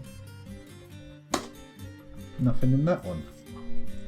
What about this one? Yeah, that's got adamantine wafers in. What about this one? Nothing. So we've got no raw adamantine left, and we shouldn't have any thread left either. Yet somehow, every time I come to this floor, some little prick goes, oh, I'm just taking some adamantine thread over here. Maybe he's one of those guys who, like, pretends to be doing stuff at a workplace and just turns out they weren't doing anything for decades. Just that he's got that ball of adamantine like wool and he carries it around. Just goes, oh, I'm just taking this to get smelted. Don't stop me. I'm on important business. It happens. It happens. Let's all comment bomb Scoundrel's videos while he's live so he has to read out the comments on stream. I mean, you could. Or you could just type in chat and I could read that out. That's fine. That's fine. I mean, feel free to check out my YouTube channel though. I tell you what, let's do a link. Let's do a link. Exclamation mark YouTube. There you go. If you want to check my YouTube channel out, you're more than welcome to. It's not just Dwarf Fortress on there, although there is a lot of Dwarf Fortress on there. I have done blind runs of Dark Souls 1, 2 and 3, Sekiro. I did an Alien Isolation blind run on Nightmare difficulty, which is surprisingly short. I thought that one was going to go on for like as long as one of the Souls games, but nope. Managed to churn through that one relatively fast. That's a great game if you've not played it. If you don't mind a bit of spookums, if you don't mind being shut up a bit. Hello Curly Fries, welcome back. Thanks for joining us again. How's it going? What time is it in fact? It's 10 to 3 in the morning. You know what? I'm going to have to take a break because 1, I'm hungry. 2, I really need to go to the toilet. And 3, do I need a third reason? The first 2 are pretty good reasons, right? You don't want to watch me eat and piss myself, do you? And certainly not at the same time. Don't answer that. I know there's at least... How many people we got watching? 22 people. There's at least one person watching right now who's going, oh yes, my favourite combination, eating and pissing. Let's get it on. So we'll just watch. We'll just let that person have their moment of going, oh, and then I'll trot off. 2 p.m. Well, that's where you are. It's 10 to 3 in the morning where I am. 27th of March, 2020, Friday. There's an audience somewhere for everything, Whereas doesn't matter what you do. Have you ever had a hot dog while taking a piss? It's pretty great. No. I might get confused though. I might accidentally point my hot dog at the toilet and bite my willy. Don't want to do that, do I? It'd be dangerous. My time zone rules all. Oh my goodness. He's a time zone supremacist. Terrible. Such rancorous behaviour. Let's quickly pause this. Those of you watching on YouTube, thank you very much for doing so. It's been a pleasure recording for you, but now I'm going to go and take a little break. So I'm going to stop the recording, because otherwise it's going to be another one of those videos where you sit there just watching my break music, which is no use. Bye-bye. Oh, one little fart for the road. See you in a bit. Bye.